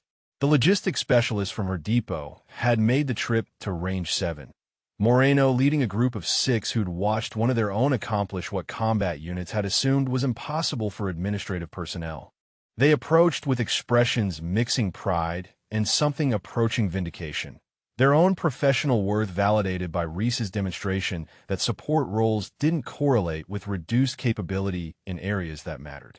The celebration at Range 7 continued for 20 minutes as Marines who'd witnessed the record-breaking shot processed what they'd seen and discussed implications that extended far beyond a single marksmanship achievement. Torres approached with a framed photograph that showed the moment of her third shot, the image captured by one of the documentation cameras positioned to record every detail of the historic attempt. Captain, this is yours to keep. First copy of what will become an official part of Falcon Range history. Reese accepted the photograph, studying the image that showed her in perfect firing position, the rifle aligned precisely, and her body language revealing the absolute concentration required for extreme range precision. The photograph would eventually hang on Braxton's wall alongside Holloway's image. 2 shooters separated by 12 years and 3 meters, but connected by having achieved what the vast majority of qualified Marines never would. Major Kelso conducted brief interviews with key observers, documenting reactions and perspectives that would become part of the official narrative about how a logistics officer challenged and exceeded expectations in ways that generated broader conversations about capability assessment and specialty value. Staff Sergeant Kowalski's interview revealed the transformation most dramatically, his initial dismissive predictions about 6-hour withdrawal contrasting sharply with his witnessed acknowledgement of operator-level skills that exceeded most combat-trained shooters. The media coverage began within hours, Marine Corps Times publishing an article that emphasized both the technical achievement and the broader implications about how the Corps evaluated personnel across different specialties. The headline captured attention immediately. Logistics Captain shatters Falcon Range record, challenges assumptions about combat versus support roles. The article included quotes from senior officers about recognizing capability wherever it existed and the importance of not limiting Marines based on current assignment rather than demonstrated skill. By Monday morning, the story had spread beyond military publications into mainstream media outlets that recognized the human interest angle of someone succeeding dramatically after being initially dismissed and mocked. Network news segments featured footage of her record-breaking shot, the 3-second bullet flight and subsequent celebration providing visual drama that translated effectively even for audiences unfamiliar with military marksmanship standards. Reese returned to her logistics duties amid attention that felt simultaneously validating and overwhelming. Her depot inbox flooded with congratulatory messages from Marines across the Corps who'd followed her journey from Monday morning mockery through Friday's record-breaking achievement. Many messages came from other support specialty personnel who expressed appreciation for challenging assumptions that had affected their own career experiences and professional recognition. Colonel Hargrove scheduled a formal recognition ceremony for Wednesday afternoon, the event designed to provide official acknowledgement while the achievement remained fresh in base consciousness. The ceremony location shifted from the standard conference room to the base theater when organizers realized attendance would exceed what smaller venues could accommodate. Marines from every unit requesting permission to attend what had become the most significant recognition event Pendleton had hosted in recent memory. Wednesday arrived with clear skies that seemed appropriate for celebrating achievement that had happened under similarly perfect conditions. Reese dressed in service uniform with the careful attention that formal ceremonies demanded, her ribbons and insignia reflecting 6 years of service that now included an accomplishment that would define her career regardless of whatever came afterward. The theater filled beyond capacity, Marines standing along walls and in aisles when every seat reached occupancy. The audience included personnel she'd never met, their presence communicating that her achievement had resonated beyond personal accomplishment into something that carried meaning for the broader Marine community. Logistics specialists occupied prominent positions, their visible pride reflecting validation that one of their own had demonstrated capabilities that challenged combat unit assumptions. Colonel Hargrove opened the ceremony with remarks that emphasized both individual excellence and institutional lessons about capability assessment. Captain Callahan's achievement at Falcon Range represents the highest standards of Marine Corps marksmanship, but it also challenges us to examine how we evaluate potential and capability across different specialties. His voice carried the weight of command authority while acknowledging uncomfortable truths about assumptions that had affected personnel evaluations. We witnessed a Marine who'd been dismissed and doubted demonstrate skills that exceeded our best combat-trained snipers. That reality should prompt reflection about how we recognize and develop talent regardless of current assignment. Braxton presented her with the official documentation that would place her name in Falcon Range record books, the certificate bearing signatures from all qualified observers, and verification of the 1,850.4-meter shot that had exceeded Holloway's 12-year standard. He spoke briefly about transformation, his own journey from dismissive skepticism to genuine respect, mirroring the broader base experience over 3 weeks that had challenged fundamental assumptions. Master Gunnery Sergeant Torres presented technical analysis of her shooting that emphasized the extreme difficulty of what she'd accomplished. At 1,850 meters, environmental factors create variables that make consistent accuracy nearly impossible. Captain Callahan's ability to read conditions and adjust her calculations in real time demonstrates expertise that typically requires decades to develop. His presentation included ballistic data that made the achievement comprehensible even to Marines unfamiliar with extreme range precision requirements. When Reese stood to accept recognition and address the assembled Marines, she felt the weight of representing more than personal achievement. Her words would be quoted and referenced by support specialty personnel who'd spent careers being undervalued by combat units that assumed administrative roles indicated lesser capability. 3 weeks ago, I was the logistics officer that many of you assumed would wash out of Falcon Range qualification by lunchtime on the first day. She began, her voice steady and clear. That assumption wasn't based on malice, but on patterns we've all internalized about which specialties develop which capabilities. She paused, making eye contact with different sections of the audience. What I demonstrated wasn't that logistics officers are somehow superior shooters. What I demonstrated is that capability exists independent of current assignment, and that we limit Marines when we make assumptions based on specialty rather than evaluating actual performance. The audience listened with focused attention that suggested her words were landing with the impact she'd intended. Many of you know that aspects of my service history aren't reflected in accessible records. That classified background explains some of what you witnessed, but it doesn't diminish the broader lesson. She gestured toward the logistics specialist seated prominently in the audience. Every Marine in a support role has capabilities that might not be immediately visible or traditionally valued. The question is whether we create opportunities for those capabilities to be demonstrated and recognized. Her remarks continued for 8 minutes, balancing acknowledgement of personal achievement with emphasis on institutional lessons that extended far beyond one shooting competition. When she concluded, the applause lasted nearly a minute. Marines from every specialty responding to messages that resonated with their own experiences of being evaluated based on assumptions rather than demonstrated capability. The reception following the ceremony filled the officers' club beyond normal capacity. Personnel from across the base finding reasons to attend what had become a celebration of both individual achievement and broader cultural shift.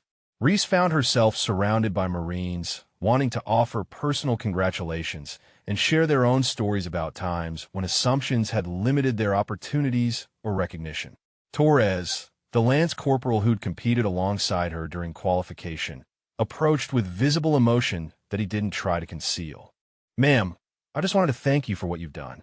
Not just the shooting, though that was incredible to witness, but for proving that we shouldn't limit ourselves or others based on where someone's currently assigned." He paused, gathering his thoughts. "I've spent 3 years in reconnaissance being told that's the only place real Marines serve. Watching you challenge that assumption reminded me that excellence exists across all specialties, and we diminish ourselves when we forget that." Staff Sergeant Moreno stood with the logistics contingent, his earlier concern about her attempting qualification transformed into obvious pride about her success and what it represented for administrative personnel. "The depot has received 17 requests for transfers from other bases," he told her with a grin. "Apparently, everyone wants to work in the unit that produced the Marine who broke Falcon Range records."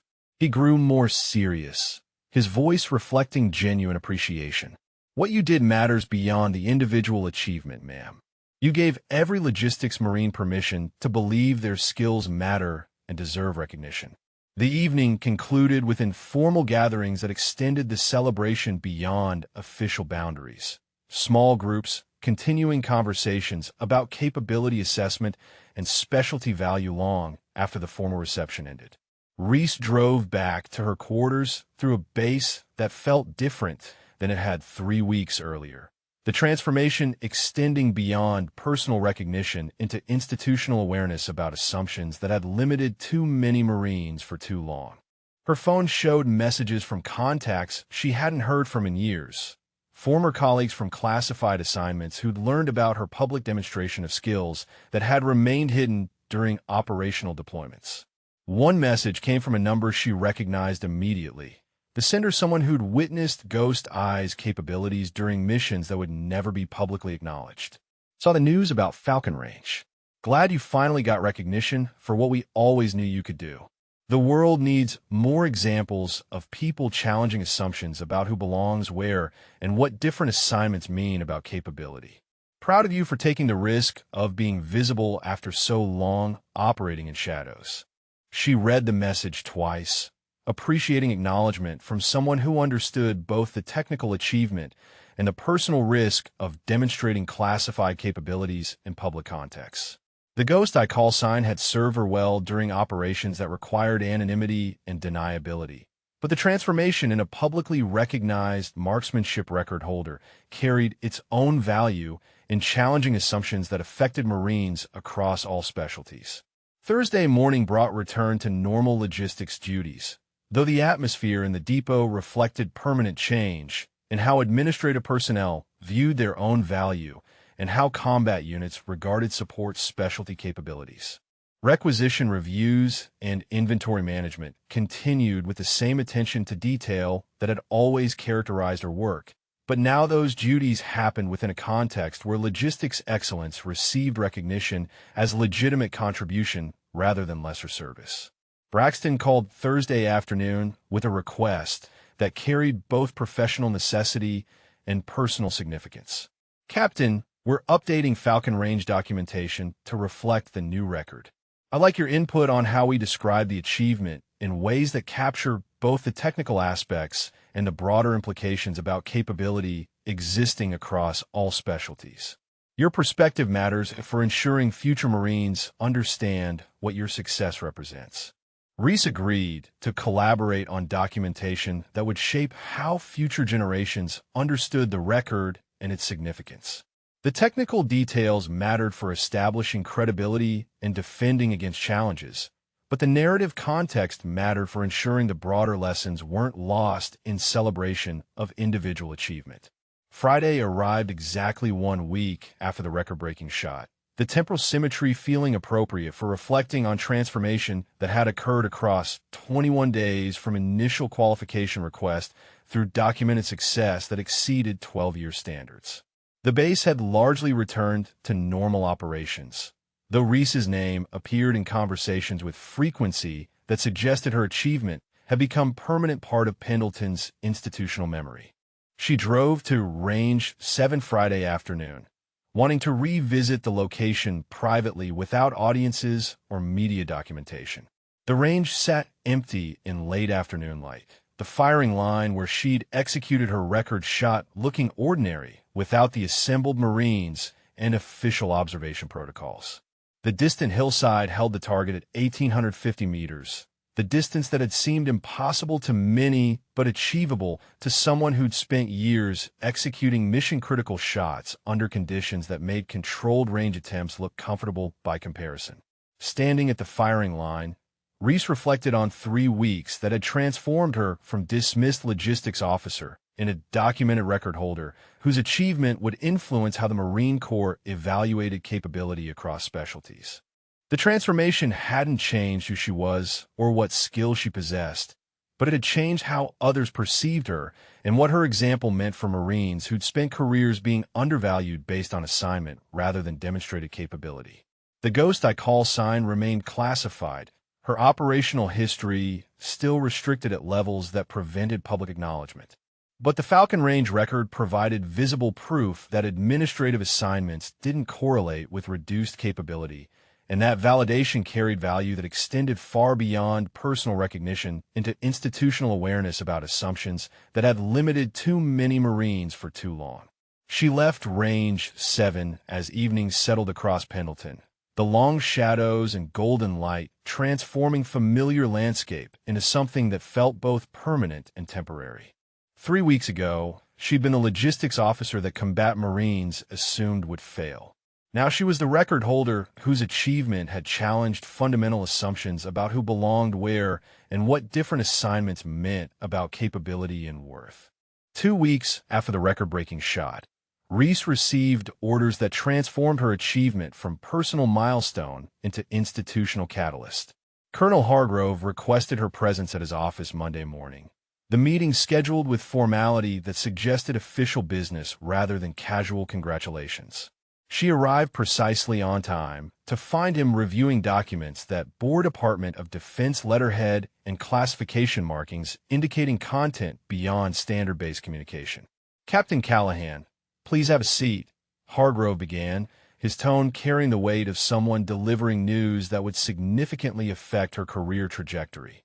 "Your Falcon Range achievement has generated attention at levels well beyond Camp Pendleton." He gestured toward the classified documents. "Marine Corps Headquarters has received inquiries from multiple commands about your background and capabilities, particularly the classified aspects that explain your exceptional marksmanship skills." Reese waited, understanding that inquiries about classified operations typically preceded assignment discussions that would either leverage her capabilities or require careful management to prevent operational security compromises. Her Ghost Eye background remained restricted at levels that limited how many senior officers possessed clearance to access complete details about missions executed across 3 continents. Hargrove continued after a measured pause. "You're being offered an instructor position at the Marine Corps Scout Sniper School in Quantico. The assignment would involve teaching advanced marksmanship techniques to candidates who've already completed basic sniper training." He met her eyes directly.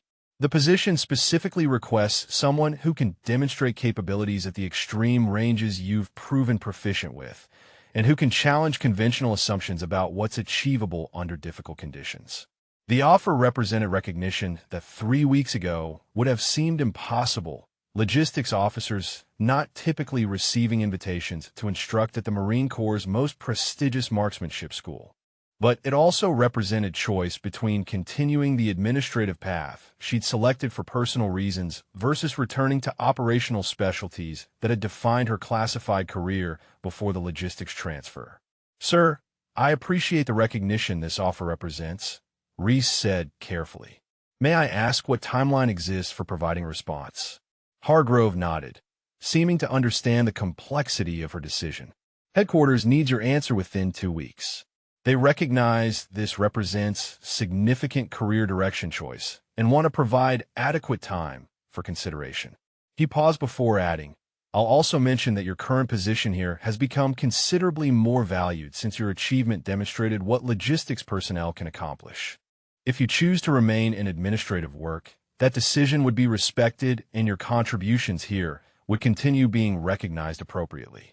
After leaving Hargrove's office, Reese spent the afternoon processing implications of returning to operational specialties versus maintaining the administrative career she'd deliberately chosen when personal circumstances required distance from classified missions. The instructor position would provide opportunity to influence future generations of Marine snipers while operating in contexts that acknowledged rather than concealed her capabilities. But it would also mean abandoning the logistics community that acclaimed her as proof that support personnel possess skills deserving recognition and respect. Tuesday brought a call from Braxton requesting her assistance with 3 Marines attempting Falcon Range qualification, candidates who'd specifically asked whether the record holder might be available to observe their attempts and provide technical guidance. The request felt simultaneously flattering and slightly overwhelming. Recognition that her achievement had established her as authority on extreme range precision in ways that extended beyond simply holding a record. She arrived at Range 7 Wednesday morning to find the 3 candidates preparing for their 800-meter qualification stage, each Marine showing visible nervousness that her presence intensified rather than eased. Captain Callahan, Sergeant Rivera greeted her with the particular respect of someone addressing proven expertise.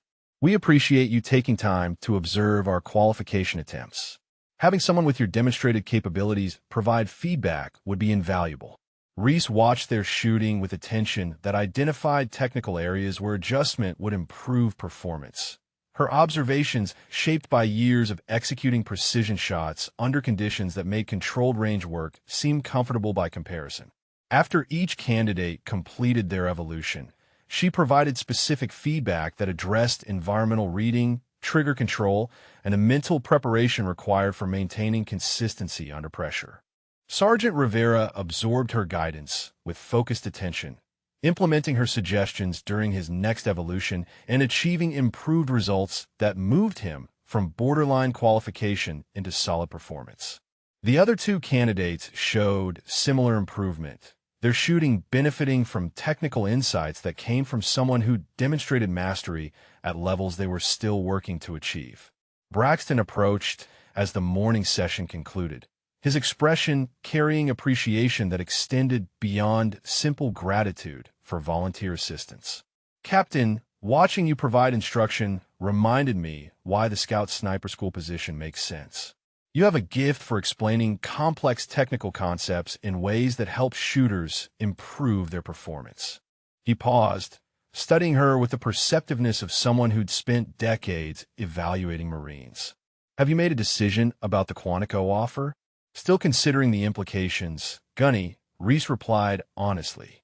"The position represents recognition I appreciate, but it also means choosing between different paths that each carry significance beyond personal preference." Thursday afternoon brought an unexpected visitor to her logistics depot office, Master Sergeant James Holloway, requesting a few minutes of her time, if her schedule permitted. She recognized him immediately from the photograph in Braxton's office, the shooter whose 12-year record she'd exceeded by 3 meters and whose achievement had defined Falcon Range standards for an entire generation of Marine snipers. "Captain Callahan," Holloway began after settling into a chair across from her desk, "I wanted to meet the Marine who finally broke my record and tell you that watching someone exceed a standard I set 12 years ago was one of the proudest moments of my career." His weathered face showed genuine warmth rather than competitive disappointment.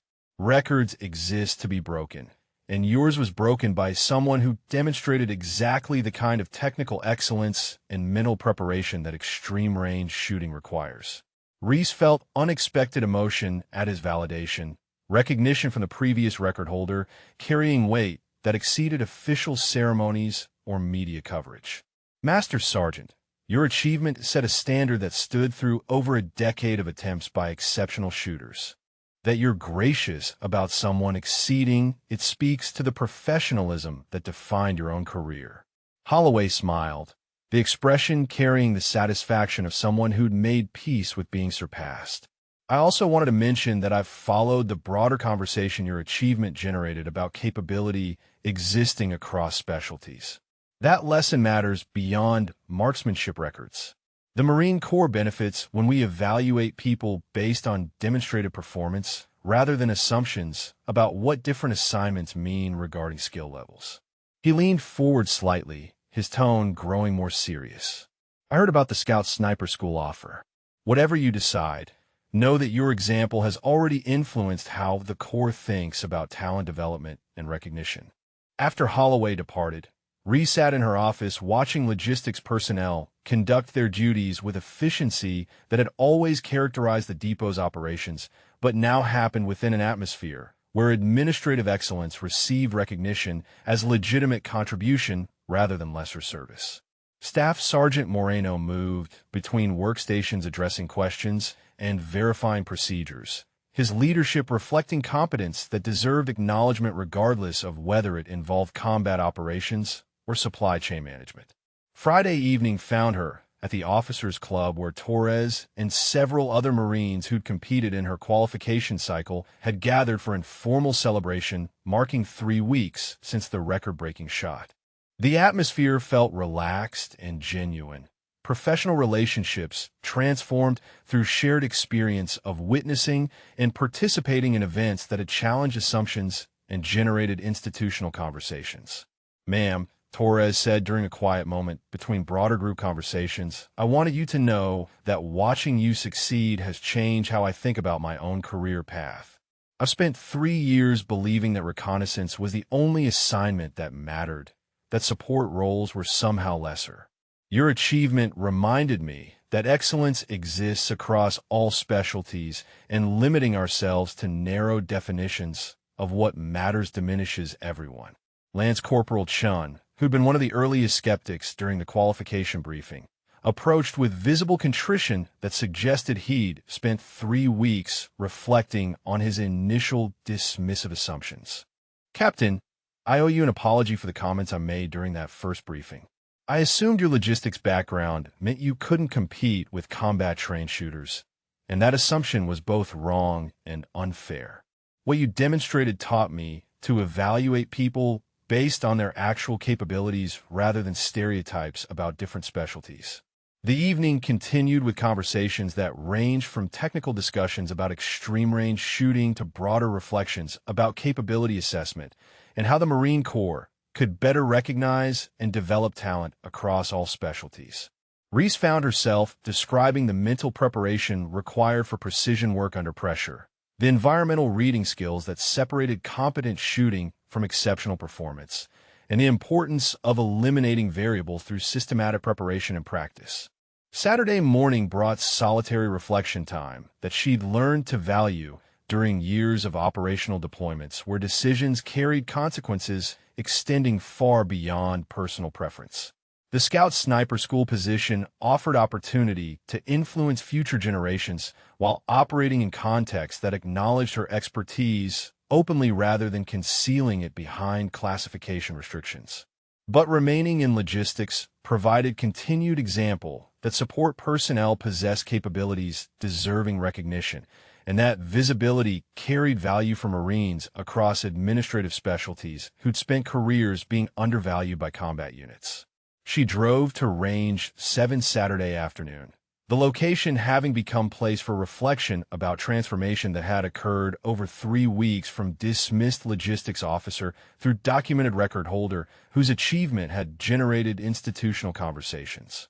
The firing line sat empty in afternoon light. The concrete pad where she'd executed her record shot, showing where from years of candidates attempting to demonstrate precision that separated qualified shooters from those who merely hoped their rounds would land near targets. Standing at the position where everything had aligned during that Friday morning 3 weeks ago, Reese processed the choice between different career paths that each offered value, but required accepting limitations inherent in selecting one direction over another. The instructor position would provide direct impact on developing future Marine snipers while acknowledging capabilities she'd spent years concealing. The logistics assignment would maintain example that administrative personnel possess skills deserving recognition while contributing to supply chain efficiency that supported operational readiness. The decision crystallized as she watched afternoon light transform the distant hillside where her record-breaking shot had impacted at 1,850 meters. Her achievement had already accomplished the goal of challenging assumptions about administrative personnel and demonstrating that capability existed independent of current assignment. That example would persist regardless of whether she remained in logistics or transitioned to instructional duties. The question wasn't which choice better served her personal reputation, but rather which path created more value for the broader Marine community. Sunday evening, she composed her response to the Quantico offer, her decision reflecting assessment of where her capabilities could generate maximum impact while remaining true to principles about recognizing excellence across all specialties. The message acknowledged the honor of being selected while explaining her choice in terms that emphasized continued commitment to demonstrating that administrative roles didn't indicate reduced capability or lesser contribution. Monday morning, she delivered her response to Colonel Hargrove, the decision feeling correct despite uncertainty about long-term implications. The colonel read her message with expression that suggested he'd anticipated her choice and respected the reasoning that produced it. "Captain, I understand your decision and appreciate the thought you've given where you can best serve," Hargrove said after finishing the document. "Your choice to remain in logistics, while being available for occasional instructional support, provides value that extends beyond either position alone." He paused, making eye contact that communicated genuine respect. "You've proven that excellence exists across specialties, and that recognition shouldn't depend on whether someone serves in combat or support roles. That lesson matters more than any single assignment, and your continued presence in logistics reinforces its significance." The decision made, Reese returned to her depot duties with renewed clarity about purpose and contribution. The Falcon Range record would remain part of her legacy, but equally important was the example of choosing administrative service while possessing capabilities that could have justified more prestigious assignments.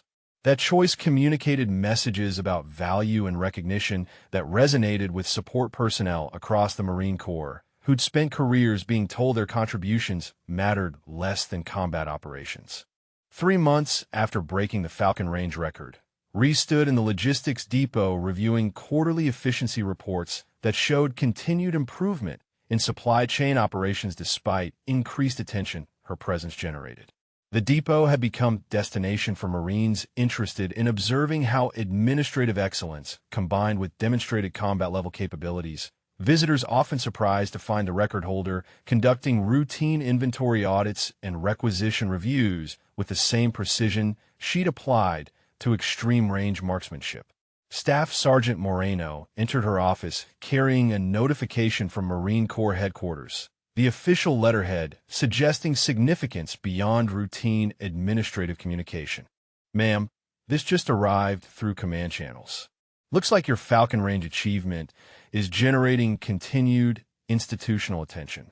The document detailed a Marine Corps-wide initiative examining capability assessment and talent development across specialties. The program specifically citing her record as catalyst for broader conversations about how the Corps evaluated and utilized personnel regardless of current assignment.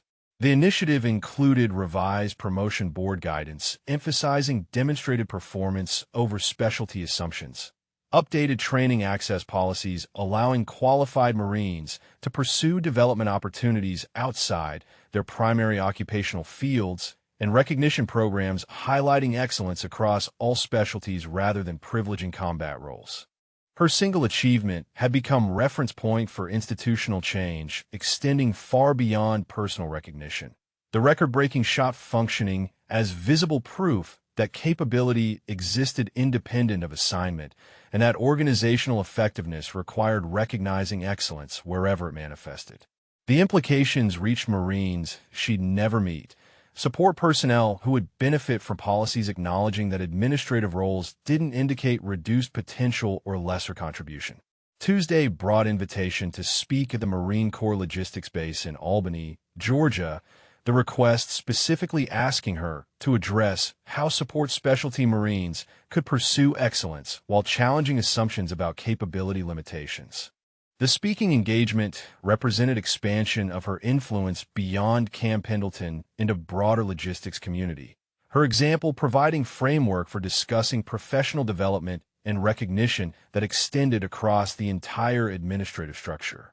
She accepted the invitation with awareness that public speaking about her achievement carried responsibility for representing messages accurately and avoiding implications that suggested all logistics personnel should pursue combat qualifications to earn respect. The lesson wasn't that administrative Marines needed to prove themselves through marksmanship competitions, but rather that capability existed across specialties and deserved recognition based on demonstrated performance rather than assignment stereotypes. Wednesday afternoon found her at Range 7 providing technical instruction to 4 Marines attempting advanced qualification stages, her voluntary mentoring having become regular commitment that leveraged her expertise while maintaining primary logistics duties. Sergeant First Class Warren struggled with wind reading at 1,200 meters, his calculations consistently underestimating drift effects that pushed his rounds outside target parameters. Reese positioned herself beside him during the next evolution, her voice calm and instructional as she guided his environmental assessment. Watch the flags at 600 meters and compare their movement to the 800-meter position. The difference tells you how wind patterns are changing across the intervening distance. She pointed towards subtle indicators he'd been missing. See how the grass on that ridgeline shows consistent deflection while the valley floor shows swirling patterns? That tells you the upper atmosphere is more stable and your bullet will spend most of its flight in those conditions. Warren implemented her guidance during his next shot, the round impacting significantly closer to target center than his previous attempts. His expression showed the particular satisfaction of someone who'd struggled with a technical challenge and suddenly understood what had been preventing success. Ma'am, that single observation about comparing flag movements just clarified what I've been missing for 2 weeks. Thank you for taking time to provide instruction when you could be focusing entirely on your logistics duties. The other 3 candidates absorbed her teaching with focused attention, their improvement across the afternoon demonstrating that expertise translated effectively into instructional capability. Braxton observed from the range control building, his expression showing satisfaction that she'd chosen to remain accessible for mentoring despite the Quantico offer that would have formalized her teaching role. Thursday morning brought the quarterly logistics conference at Camp Pendleton, administrative personnel from across the Western region gathering to discuss supply, chain innovations, and operational efficiency improvements. Reese had been scheduled to deliver opening remarks, the conference organizers recognizing that her presence would generate attendance and attention that typical logistics discussions rarely achieved. She stood before an audience of 200 support specialty Marines, her service uniform bearing the expert rifle badge that now carried additional significance beyond standard marksmanship qualification.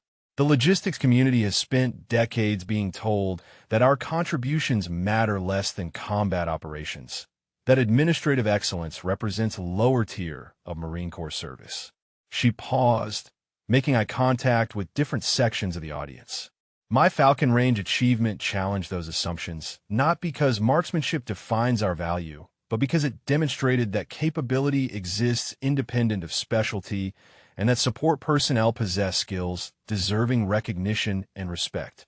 Her remarks continued for 20 minutes, balancing acknowledgement of her specific achievement with broader messages about professional excellence across all administrative functions. The goal isn't for every logistics Marine to pursue combat qualifications. The goal is for every Marine to be evaluated based on demonstrated capability rather than assumptions about what different assignments indicate regarding potential or contribution. She gestured toward the audience.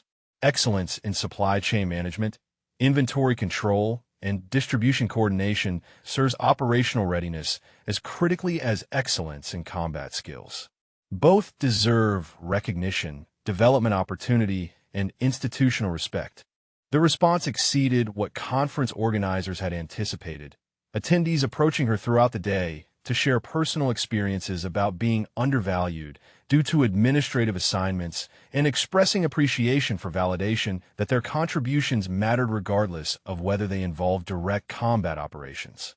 Many described how her achievement had already affected their professional experiences, combat units showing increased respect for logistics personnel and senior officers demonstrating greater awareness about capability existing across all specialties. Captain Rivera, a logistics officer from Camp Lejeune, waited until the afternoon break to speak privately with Reese, her expression carrying the weight of someone who'd spent years navigating professional environments that devalued administrative service. Ma'am, I wanted to thank you for what you've accomplished and what it means for those of us who've chosen support specialties. She paused, gathering thoughts shaped by career experiences that paralleled Reese's own journey. I've spent 8 years being dismissed by combat Marines who assumed logistics background meant I couldn't understand operational requirements or contribute meaningfully to mission planning. Your achievement hasn't eliminated those assumptions, but it's created space for conversations that didn't exist before about recognizing capability wherever it manifests. Friday brought news that Sergeant Rivera, who'd struggled during early qualification stages before benefiting from Reese's technical guidance, had successfully completed Falcon Range qualification and earned authorization for a record attempt. His success represented tangible evidence that her mentoring generated measurable impact beyond personal achievement. Her expertise helping develop capabilities in Marines who might otherwise have fallen short of standards that separated qualified shooters from those who attempted but couldn't maintain necessary consistency. Braxton called Friday afternoon to share the news personally, his voice carrying pride that extended beyond single candidate success. Captain, Rivera's qualification represents the 4th successful completion we've had since your record attempt. That's more successful qualifications in 3 months than we typically see in 18 months. He paused before adding, your willingness to provide instruction despite maintaining full logistics duties has generated impact that extends well beyond your individual achievement. You're developing the next generation of Marine snipers while demonstrating that teaching excellence doesn't require abandoning administrative service. Saturday morning, Reese drove to Range 7 for her own practice session, maintaining the skills that had produced her record through regular shooting that kept her capabilities sharp despite weeks focused primarily on logistics duties and instructional support. The familiar ritual of equipment setup and environmental assessment provided meditative quality, technical precision requiring focus that temporarily displaced other concerns and responsibilities. She fired 20 rounds at varying distances, each shot confirming that her zero remained stable and her environmental reading skills hadn't degraded through reduced practice volume. The consistency pleased her, validation that foundational expertise could be maintained even when primary duties prevented the extensive training time that had characterized her classified operational career. Torres approached mid-morning, having requested range time for his own practice session after learning she'd be present. Ma'am, I was hoping you might provide some technical guidance on my 1,000-meter shooting. I'm qualified at that distance, but inconsistent in ways that suggest I'm missing something fundamental about reading conditions at extended ranges. Reese spent 90 minutes working with Torres, her instruction identifying that his wind reading methodology worked adequately at shorter distances, but broke down beyond 800 meters, where atmospheric complexity required more sophisticated assessment techniques. By the session's conclusion, his shooting had improved measurably, his rounds grouping tighter and his confidence growing as technical understanding replaced uncertain guessing about environmental effects. The informal mentoring had become regular pattern, Marines seeking her guidance, recognizing that her expertise, combined with genuine willingness to teach, created rare opportunity for accelerated skill development. The time investment required careful balance against logistics duties, but the impact justified the effort when she witnessed shooters overcoming technical barriers that had prevented advancement through qualification stages. Sunday afternoon brought reflection time that she'd carved from weekends despite professional obligations that could easily have consumed all available hours.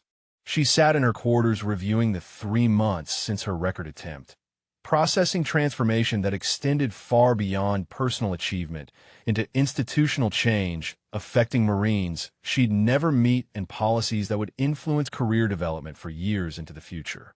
The Ghost I call sign remained classified, operational missions that had developed her capabilities still restricted at levels preventing public acknowledgement. But the Falcon Range record provided visible proof of expertise that didn't require classification explanations, and that public validation had generated conversations about capability assessment that reached across the entire Marine Corps structure. Her phone showed a message from an unknown sender, the content suggesting someone with knowledge of her classified background had chosen to reach out through informal channels. Your decision to remain in logistics while being available for instruction demonstrates wisdom that extends beyond career management. The example you're providing about choosing administrative service despite possessing combat-level capabilities communicates messages about value and contribution that resonate throughout the support community. Well done on leveraging your achievement for maximum institutional impact. She read the message 3 times, appreciating acknowledgement from someone who understood both her operational history and the strategic thinking behind her assignment choices. The decision to remain in logistics had felt correct when made, and 3 months of outcomes had validated that assessment through tangible improvements in how the Marine Corps evaluated and developed talent across all specialties. Monday morning arrived with the comfortable rhythm of routine logistics duties, her depot personnel conducting their responsibilities with efficiency that had always characterized the unit, but now operated within atmosphere where administrative excellence received recognition as legitimate contribution rather than lesser service. Moreno briefed her on weekend inventory discrepancies that require investigation. Hayes provided updates on requisition processing improvements that had reduced fulfillment times by 18%, and Nguyen reported successful implementation of new tracking protocols that increased accuracy and accountability. The work mattered. Reese knew, regardless of whether it generated the visibility and recognition that combat operations typically received. Supply chain efficiency enabled operational readiness. Inventory accuracy prevented mission failures, and distribution coordination ensured Marines had necessary equipment when and where circumstances demanded. Her record had challenged assumptions about administrative service, but the daily work of logistics excellence provided the foundation that made those challenges credible and sustainable. She spent Monday afternoon conducting routine depot inspections, verifying that storage protocols maintained equipment readiness and that safety procedures prevented the accidents that could compromise both personnel welfare and material availability. The inspection revealed minor issues requiring corrective action, but confirmed overall operations maintained standards that supported base readiness requirements. The week progressed through familiar patterns of administrative duties, punctuated by occasional instructional sessions at Range 7 and continuing conversations about capability assessment and talent development across specialties. The rhythm felt sustainable and purposeful, her daily contributions serving immediate operational needs, while her mentoring and advocacy work generated broader institutional impact that would extend far beyond her individual tenure. Thursday afternoon brought unexpected recognition from Marine Corps headquarters. Official notification that her Falcon Range achievement had earned her a Navy and Marine Corps Commendation Medal for exceptional performance that reflected credit upon herself and the Marine Corps. The citation specifically acknowledged both her record-breaking marksmanship and her subsequent contributions to developing shooter capabilities across the force while maintaining exemplary performance in logistics duties. Colonel Hargrove scheduled the award presentation for the following week, the ceremony designed to provide formal recognition while highlighting broader messages about excellence existing across all specialties and the importance of evaluating Marines based on demonstrated capability rather than assignment assumptions. The award represented institutional acknowledgement that her achievement carried significance extending beyond personal accomplishment into cultural transformation, affecting how the Marine Corps assessed and developed talent throughout its structure. 6 months after breaking the Falcon Range record, Reese stood at the firing line watching Sergeant Rivera prepare for his own record attempt. The Marine who'd struggled during early qualification stages now positioned to potentially exceed her 1,850-meter achievement. The November morning provided ideal conditions, atmospheric stability, and consistent wind patterns, creating the rare convergence that made extreme-range precision possible rather than merely hopeful. Rivera settled into position with confidence born from 3 months of intensive preparation and technical instruction that had transformed his shooting from competent to exceptional. Reese had worked with him weekly, sharing environmental reading techniques refined through classified operations and providing mental preparation guidance that addressed the psychological pressures accompanying documented attempts under observation. His improvement had been remarkable, his dedication to systematic practice producing results that validated her belief that expertise could be developed through proper instruction and committed effort. The assembled audience numbered nearly 100 Marines. Personnel, having learned that Falcon Range attempts now generated regular attendance from those interested in witnessing history and supporting candidates challenging 12-year standards that Reese had exceeded by 3 meters. The atmosphere felt different than her own attempt 6 months earlier. Curiosity and skepticism replaced by genuine support and collective hope that another Marine would demonstrate capabilities that pushed beyond previous limits. Rivera's first shot impacted at 1,838 meters.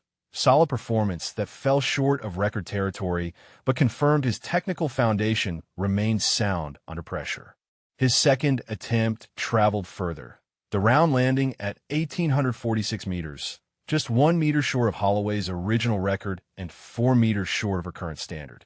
The watching Marines responded with encouraging applause, recognizing that he was approaching distances that separated exceptional shooters from those who'd merely qualified. The third shot broke cleanly after Rivera waded through brief wind surge, his patience demonstrating the discipline that extreme range shooting required. The bullet's flight seemed to stretch endlessly. 3 seconds of travel time, during which the entire audience held collective breath, waiting for confirmation that would determine whether 6 months of preparation had produced the precision necessary for record attempts. "Hit!" Master Gunnery Sergeant Torres called through his spotting scope, his voice carrying unmistakable excitement. 1,853 meters. That's a new Falcon Range record, exceeding Captain Callahan's previous standard by 3 meters. The celebration erupted immediately, Marines applauding and cheering for Rivera's achievement, while he remained in position processing the magnitude of what he'd just accomplished. Reese approached as he safed his weapon and rose from the firing line, her hand extended for congratulatory handshake that communicated genuine pride in his success. "Outstanding shooting, Sergeant," she said warmly. "You've demonstrated exactly the kind of technical excellence and mental preparation that extreme range precision requires. Your record will inspire the next generation of Marines attempting to push beyond current standards." Rivera's expression showed emotion he didn't try to conceal, his voice slightly unsteady as he responded. "Ma'am, none of this would have been possible without your instruction and mentoring. You took time from your logistics duties to develop my capabilities when you could have simply maintained your own record and moved on. That generosity created this outcome. Braxton joined them as the immediate celebration continued, his weathered face showing the particular satisfaction of someone who'd witnessed institutional transformation over 6 months that had fundamentally changed how Falcon Range operated. "Captain, when you broke the record 6 months ago, I wondered whether we'd see another successful attempt within a decade. Now we've had 2 records broken in half a year and 4 Marines qualified for attempts in the same period." He paused, making eye contact that communicated respect extending beyond professional courtesy. "Your willingness to mentor and develop other shooters while maintaining your logistics duties has created a legacy that extends far beyond your individual achievement." The formal recognition ceremony happened 3 days later in the base theater. The venue once again filled beyond capacity as Marines gathered to witness Rivera receive documentation, placing his name in Falcon Range record books alongside Holloway's and her own. Colonel Hargrove delivered remarks emphasizing how the past 6 months had demonstrated that excellence generated more excellence when expertise was shared generously rather than hoarded competitively. Captain Callahan could have simply maintained her record and accepted recognition without contributing to others' development, Hargrove said, his voice carrying to every section of the packed theater. Instead, she chose to invest time and expertise in mentoring Marines attempting to exceed her own achievement. That choice reflects the highest standards of Marine Corps leadership and service, prioritizing institutional capability over individual recognition. After the ceremony, Reese found herself surrounded by logistics personnel who'd made the journey from other bases to attend an event celebrating both Rivera's achievement and the broader transformation her initial record had catalyzed. Captain Lydia Saunders, a logistics officer from Camp Pendleton's sister base in 29 Palms, approached with visible emotion that suggested personal significance in what she'd witnessed. "Ma'am, I wanted to thank you for what the past 6 months have represented for those of us in support specialties," Saunders began, her voice reflecting experiences shared by administrative Marines across the Corps. "Your achievement challenged assumptions that have limited our professional recognition for decades, but your subsequent actions demonstrated that excellence isn't about individual glory, but rather about elevating everyone's capabilities and creating institutional change that benefits the broader community." The evening reception provided opportunity for conversations that ranged across technical shooting discussions, reflections on capability assessment transformation, and speculation about how many Marines would attempt Falcon Range qualification now that the past 6 months had demonstrated that records could be broken and that mentoring support was available for developing necessary skills.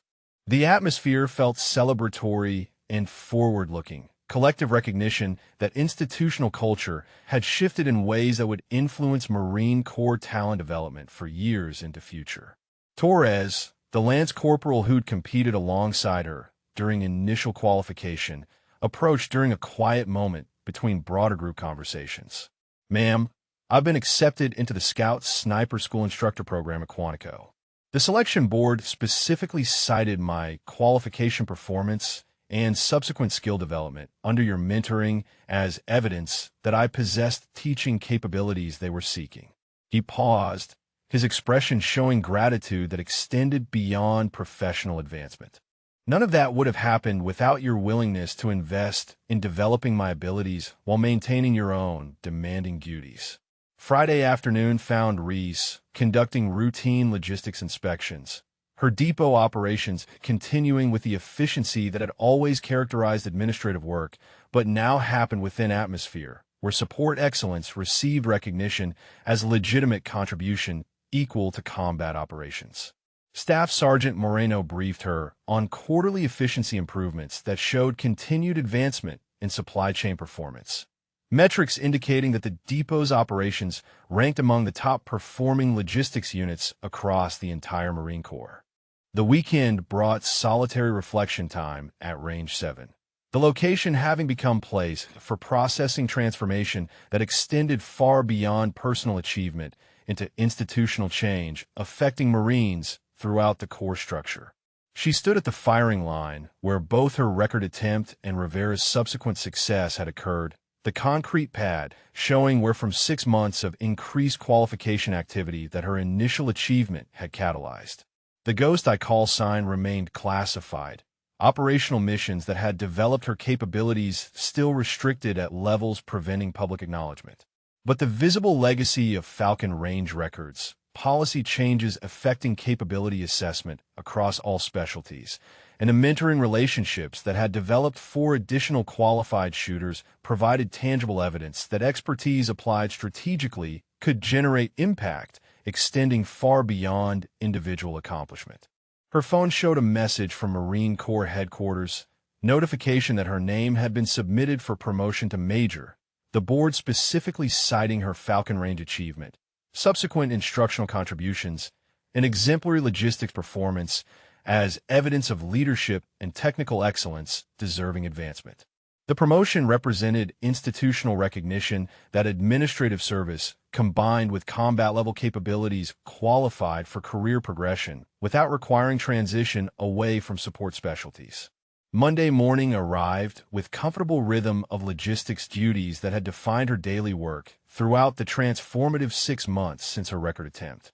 She reviewed requisition requests, conducted inventory audits, and coordinated distribution schedules that ensured operational readiness across Camp Pendleton. The work mattered fundamentally, regardless of whether it generated the visibility that marksmanship records achieved, and her continued commitment to excellence in administrative functions provided foundation that made her advocacy for support specialty recognition credible and sustainable. Tuesday afternoon brought requests from a newly assigned logistics lieutenant seeking mentoring about how to balance professional development pursuits with demanding administrative duties. Lieutenant Marcus Webb, fresh from basic school and uncertain about how to establish himself within a logistics community that now carried heightened expectations following her achievement, requested guidance about navigating career paths that previous generations of support Marines hadn't encountered. Reese met with him in her office, recognizing that her example had created both opportunities and pressures for Marines entering logistics specialties. The goal isn't to replicate anyone else's path, but rather to identify your own capabilities and pursue excellence in whatever areas you choose to develop, she explained carefully. My achievement challenged assumptions about administrative personnel, but the broader lesson is that every Marine deserves evaluation based on demonstrated capability rather than specialty stereotypes. Webb absorbed her guidance with focused attention, his questions revealing thoughtful consideration about how to build a career that served institutional needs while maintaining personal authenticity and avoiding pressure to constantly prove that support Marines possess combat-level capabilities. The conversation lasted 90 minutes. Reese sharing insights about choosing development opportunities strategically and maintaining focus on contributions that generated sustainable value rather than temporary recognition. If you enjoyed this story, please drop a comment and let us know your favorite part, character, or if you've witnessed similar situations where someone proved doubters wrong through undeniable demonstration of capability. The weeks following Rivera's record attempt brought continued requests for instructional support, her mentoring having established reputation that attracted Marines from across the base seeking technical guidance for their own qualification attempts. She balanced these requests against logistics duties through careful scheduling and willingness to leverage early mornings and weekend hours when necessary. Her commitment to developing others' capabilities never compromising the administrative excellence that provided foundation for her broader influence. By December, 8 months after her initial record, the institutional transformation had become normalized rather than novel. Logistics personnel received invitations to training opportunities previously restricted to combat specialties. Promotion boards demonstrated increased awareness about evaluating capability based on performance rather than assignment assumptions.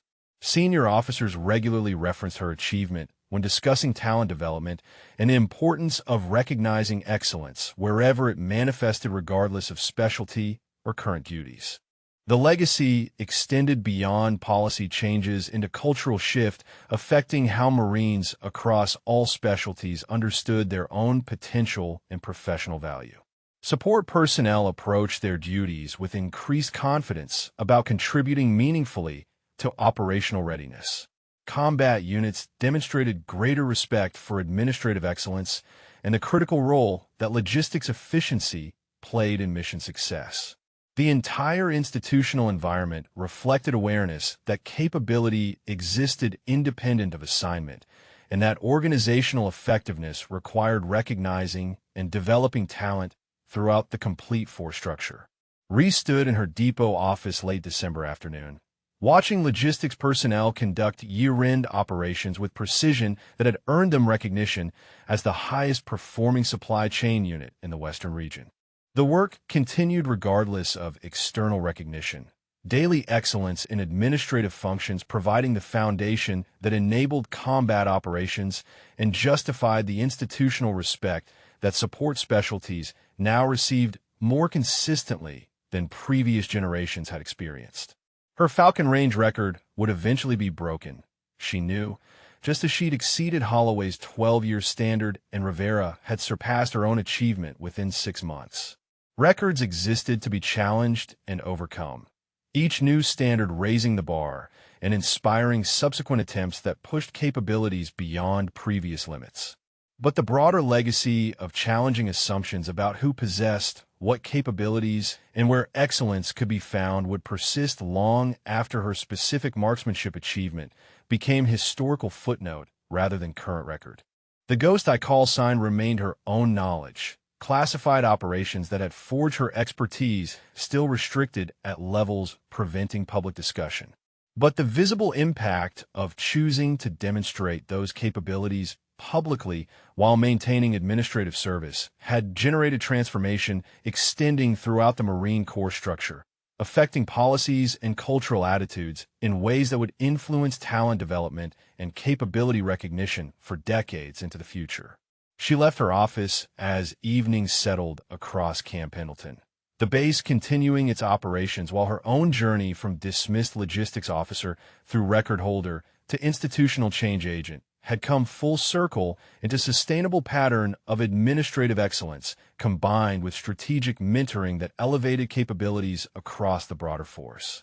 The 3 weeks from initial mockery through documented success had catalyzed 6 months of transformation that proved assumptions about specialty limitations were often wrong, and that challenging those assumptions served everyone by creating space for recognizing and developing excellence wherever it existed regardless of current assignment or traditional expectations about who belonged where and what different roles indicated. About capability and worth.